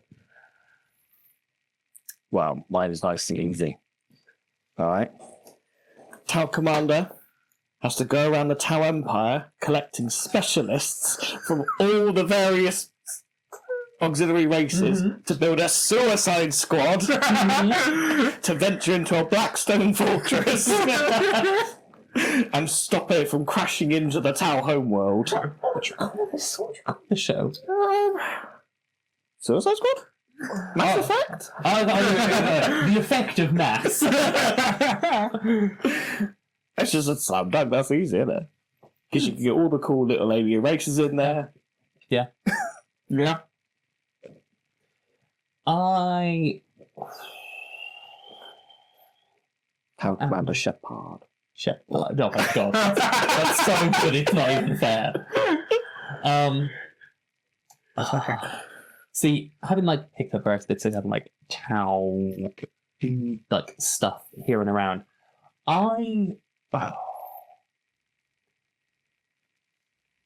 just to kind of do like something maybe like a little bit different with it, is I do like investigate it, like it's a show looking at like life on like in like Tau society, and it's more of like a kind of like basically like a detective police kind of crime drama show. And then you get lots of opportunities to kind of like look at like different races and kind of like maybe what's happened, and like there's been like, you know, it's not a perfect society, but they're kind of like trying to like solve these crimes with like different like races like being involved, like different kind of like teams, and maybe it is like a kind of like a police drama team made up of all these different kind of races and kind of like interacting there. More serious, like we're not talking like Brooklyn Nine-Nine kind of style, but like a a police kind of narrative story. Yeah, that, and then you could look into like the different strengths of all the different races. Yeah, as well. yeah. The other one, if you want to go down a very different route with it, is has anybody seen the film? It is an old film. The film Beirut. So in that, it's basically like Earth has been invaded, but nobody knows it. and like the alien invaders have basically like been putting like all these kind of subliminal messages in stuff. And basically it's like this resistance that pops up because they have these glasses, which lets them see but past the illusion. It's that idea, but like for the greater good indoctrination of like. It starts off with this kind of like idyllic peacefulness, and then it's like somebody who like has like pushed too far suddenly disappears, and then starts like pick apart like the pieces of like what's actually going on, like with like the ethereals kind of like taking over like potentially people's kind of minds and stuff like that, and like having that effect, and it like maybe ends with like some kind of like bombastic ending to it. Open bus. Tau, but EastEnders. I want to say daily life in the greater good. The greater good. yes. Sure. No, it's perfect. you can introduce so many different characters to it. Like, it's yeah. And as soon as the story gets stale, just kill one off and bring a new one in. Yeah. And then repeat the same storyline about 5 different times. You'd be set. Yeah. I think they're like another one because they do kind of have like onboard AI in their battle suits. Maybe doing something of like somebody who's like got maybe like there was like a big battle and they were thought dead but they're left and they kind of got their suit and it's like the suit and them trying to survive and like get off world. But I mean that one has been done before. I mean we're playing with concepts that already exist anyway. Cool. What happened at the time? Anybody else? No, I'm good. Easy. The Tyranids. The most difficult one I'd argue till pass. I want an origin story. Well, I don't think we'll get that. But no, that could be that would be interesting. They just want to nom nom. Should we take off the obvious Starship Troopers ripoff? Yeah. Yeah, I was about to say. It's just Starship Troopers, but with Tyranids. And like obviously like the How could we do it different? I think again the slight problem with Tyranids is it's very hard to characterize them in a way that makes them the narrative focus. Because go on. Murder mystery. Lictors. Oh, that's good. Yeah. Have them putting together all these clues, thinking it's someone in a high city or something, and And it turns out it's actually a lictor. It's actually a letter. Now, yes, agree with you completely, and I knew that was where you were going. However, can I just have a brief moment of thought that it was like, it's the lictors trying to investigate a murder? And it's the lictor with like a board of all these things being connected, just like stroking the tendrils, being like,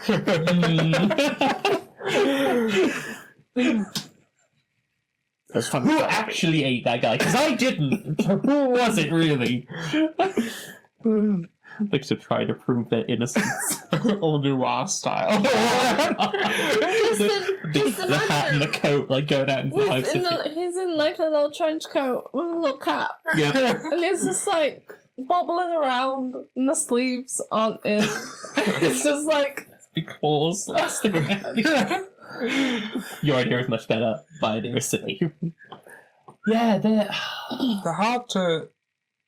yeah. as much as it was a joke, I genuinely think that my pitch would be like you do it like an age documentary. You do it right. Yeah, I think you could do something quite good with that. Where it Like is like National Geographic. Yeah. Like that.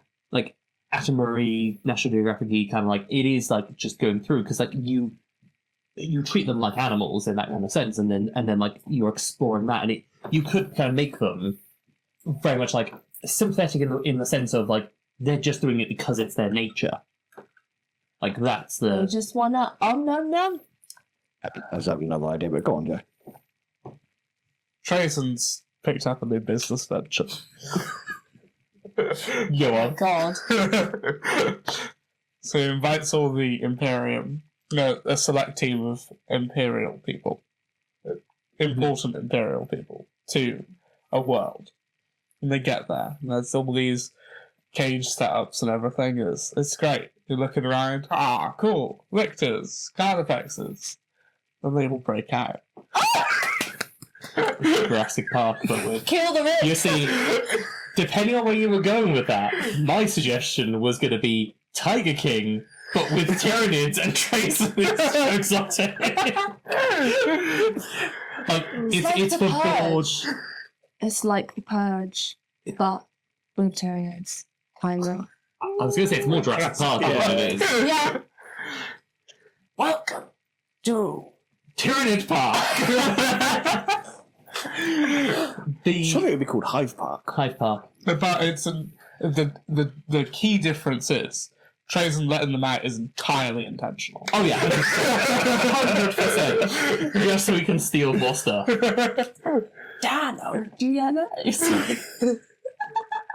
I thought it was going to be like a petting zoo for other like Necron nobles because they know that the Tyranids won't eat them, so they can just go in there and just be like, I just want to pet a Tyranid. I want to pet a Tyranid. You don't. You don't. I want to pet a Tyranid. How about a comedy Orc Safari? Yes, yes. Is it a safari or is it a hunting trip? Are they trying to hunt a Tyranid? Well, yeah. Like properly on safari, they're going to try and hunt the biggest Tyranid. Yeah. If not friend, why friends shaped? They are so unfriendly. I don't know. Rippers are kind of cute. Yeah. Seen their faces? Depending Yeah, on... but predators are ugly as well. So like, You want to pet a predator? Really? They're basically people. Yeah, like a xenomorph. you can pet people as well, Joe. Like xenomorph, sure, but like Most people think that's rude. not without consent. You know, you just gotta ask before you pet somebody. I think there's quite a bit of potential. Friend-shaped. No. Let me think. Do you not wish to pet? Yes, See? they're friend-shaped. If friend-shaped, why? No friend. I think there's quite a bit of potential in Tyranid stories. I mean, granted, some of them are a little bit silly, but we have got some ideas. I could see like a Hammer and Bolter animated. Like I think actually the Orc Safari one is genuinely one I could see. Like they hunt down the Tyrannid. Could be good fun. Yeah. No, I think there's plenty of potential in there, and you don't just have to do the whole Starship Troopers thing. No, I quite like the idea of the one of like it's a murder like that's being investigated, and it turns out it's like a lictor that's taking people out. I don't know how brutally a lictor takes people out, but like bear in mind what there is in the 40k universe. There's probably things that would do as much damage as a lictor would do to a person. I would imagine so. And if they were doing a stealth, it's like they would potentially cut them the chance anyway.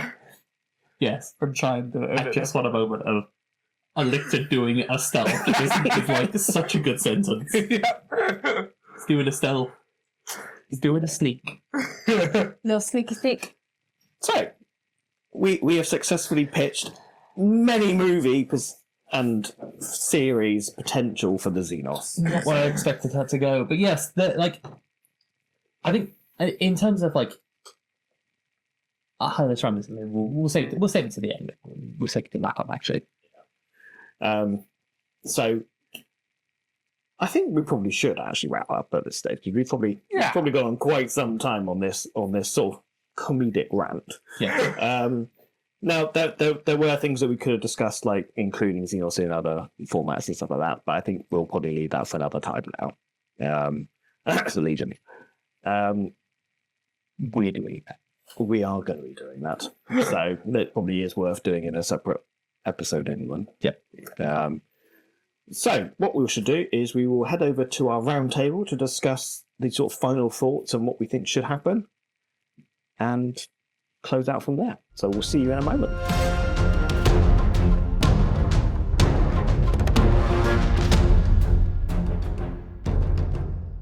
Okay then, so team, let's wrap up what we've discussed today then. So basically, the long and short of it is Space Marines have far too much. We Want more Aliens. We want to see a little bit more, and well, to be honest, quite a bit more love for the Xenos faction. And I think primarily what we're talking about here is actually their inclusion in the lore and animations and books, because we need the story to get people invested in those factions, and therefore, hopefully, that will tie into Games Workshop being more interested in increasing or improving the ranges that we have access to. Yeah. And I think just in terms of like what really kind of became apparent as we were talking about this and kind of going through, and we had silly ideas, serious ideas, and things like that. But like, it is glaring where like factions just have not been explored. Like, Votan is like one that just like there's nothing. There is nothing at this moment in time. There's a book. There's a book that isn't even out yet. And a codex. Yes. Not the 10th edition, but there's a Not codex. 10th edition. I mean, they yeah. So all of them genuinely deserve more. Yeah. Like just from like from a hobbying perspective, and it would give people more options. Like there is almost too many options in one direction and not enough options in the other. And I mean, like just in terms of like from a kind of like a perspective of maybe how things should be distributed is, if the same spectrum is our biggest thing, roll them into one codex. Yes, everyone would completely lose their mind. But there is like an avenue where this, like having more Xenos options would maybe encourage more people to play those kind of factions. So there isn't necessarily, I think the reason why potentially people get down the Space Marine outside of the fact that they are the poster boys of it is it's very easy to make a Space Marine chapter that is your Space Marine chapter. You can be like, these are my Space Marines, they do this, and they're based on blah, because there's all this stuff to go around with it, and there's lots of freedom. Whereas, like, with the Xenos, it's like, you get your handful to pick from, and you have to like what they do. Or, like, you can't be like, here's my Necrons, they're based off of this tome world, and they have these beliefs, and they do this. It's like, they're kind of going to all feel the same. Yeah, there's not the same level of love. Yeah. Like, your point really, it's evident in the kits that are available. Like, there are upgrade kits for every Space Marine chapter under the sun. Whereas you don't have an upgrade kit for Necrons to like give them different head designs or different weapon looks. You feel like, would I pay for them? No, but the option would be nice. But people would, because people pay for the Space Marine. Yeah, and then that also opens up the possibility for the 3D printing side of things as well. There'd be more encouragement because they'd be more interested in it. Yeah. GW would want to, but like No, the avenue of like, say for example, like the Eldar, it could be like, here's your Craft World Ulthway upgrade kit, here's your Craft World Eandon upgrade kit, and like just like having like those separate things where they're actually explored, even if it was just like a single sprue that added some bits that are unique to them. The only thing that makes them unique at the minute is that they're painted differently. Like there's no, this is their identity. Whereas you could be like, oh, for my Space Marines, these guys are Iron Hands. I give them all Iron Hands. These guys are White Scars. They get the old Mongolian bits and they get more bikes and things like that. Like, there is like at least a visual difference between them on like a building level and to a certain degree a playing level, but there's less of that when it comes down to how the others play. And yes, they do have like some academy differences, but I think an Eldar army is going to look like an Eldar army regardless of how you're playing. Whereas like a White Scar army and a Space Wolf army are going to look like two different armies. Yeah, and ironically, I think you kind of almost nailed the point there is Space Marines get the options at both the building, the painting, and the gaming stage. The Xenos factions, you can get it in the gaming stage. They definitely have it in the painting. It's the building that's the real problem. There's no options and no incentive or inspiration to draw on. Unless you make your own stuff in that case. There's just not really enough in the sandbox to properly sandbox like there is with Space Marine. No, you unless you have the creativity to make something completely and utterly from scratch, you're a bit screwed. Like you could go and buy like a box of bits of Imperium stuff, and you can stick it on your Imperium guys, and it would work. Like you could buy a bunch of bits that were Guard, and you could stick them on Space Marine, and it kind of like end up working. They kind of got the same aesthetic. You can't go and buy a bunch of bits that are Eldar to fit with your Eldar because they don't exist in that same kind of way. Okay. Yeah, they just more, just more of it. Full stop. Yeah, we just want, essentially, we want more. But in order for us to get more, our answer, and the point of this podcast is, we need more lore. We need more content. More reason for it. We need something to rip off to. We need that inspiration. So, yeah. Mm-hmm. We're not just complaining, we are offering up ideas. Yes, and I think For free as well. For free. for free as well. Yeah, I guess devil's advocating it a little bit at the end here, but I know why they don't. And it leads back around to what we said at the very beginning. Humans relate to humans. It's easy to write a human story. It's probably more difficult to write an alien story that doesn't make them feel like they're just humans. Like, I think that's probably another difficulty as well, is that you go, okay, we're going to write a story about the Tau. It's like, how do you make that feel any different from just, like, they're humans, but they're blue? Well, yeah. And that's a bigger issue. That's like, yeah. Yeah, I don't have an easy answer. Oh, well, that wasn't. That was more of a rhetorical question than it was a genuine question. But like, yeah. But yeah, so more. More is what we want. How? No, carry on. I do have something to add. No, but go on. Okay, I just right. So obviously we're rounding up, but I just found something that pretty much there's so this is what someone said on Reddit. So you know, Dangerous. yeah, I know. But to be fair, it's not that far off. So it's the subreddit is, what is your most controversial 40k opinion? And it opens with, mine is that the Space Marine focus is bad for the setting, not just the game. I do not and cannot care about the trials and tribulations of mind-wiped and hypno-indoctrinated child soldiers for the 87th novel in a row. Yeah, it's more of just that. But no, we want more of our alien buddies, I think. And we deserve more. GW, please. Please. And on that bombshell, I think it's time to close out. Yeah. So, thank you very much for joining us on this very long conversation, and I hope you gained something from it, even if it was just a laugh at some of our ridiculous ideas, such as Fast and Furious Orks and EastEnders Tau. EastEnders Tau, Extended. which I think might be a highlight. So, Sorry. get out of my riptide. Oh, that's perfect. Yeah, I've got yeah. On that note, people, I've been Jay. I've been your host here at Mead Gaming's podcast, and I've been joined by the lovely John?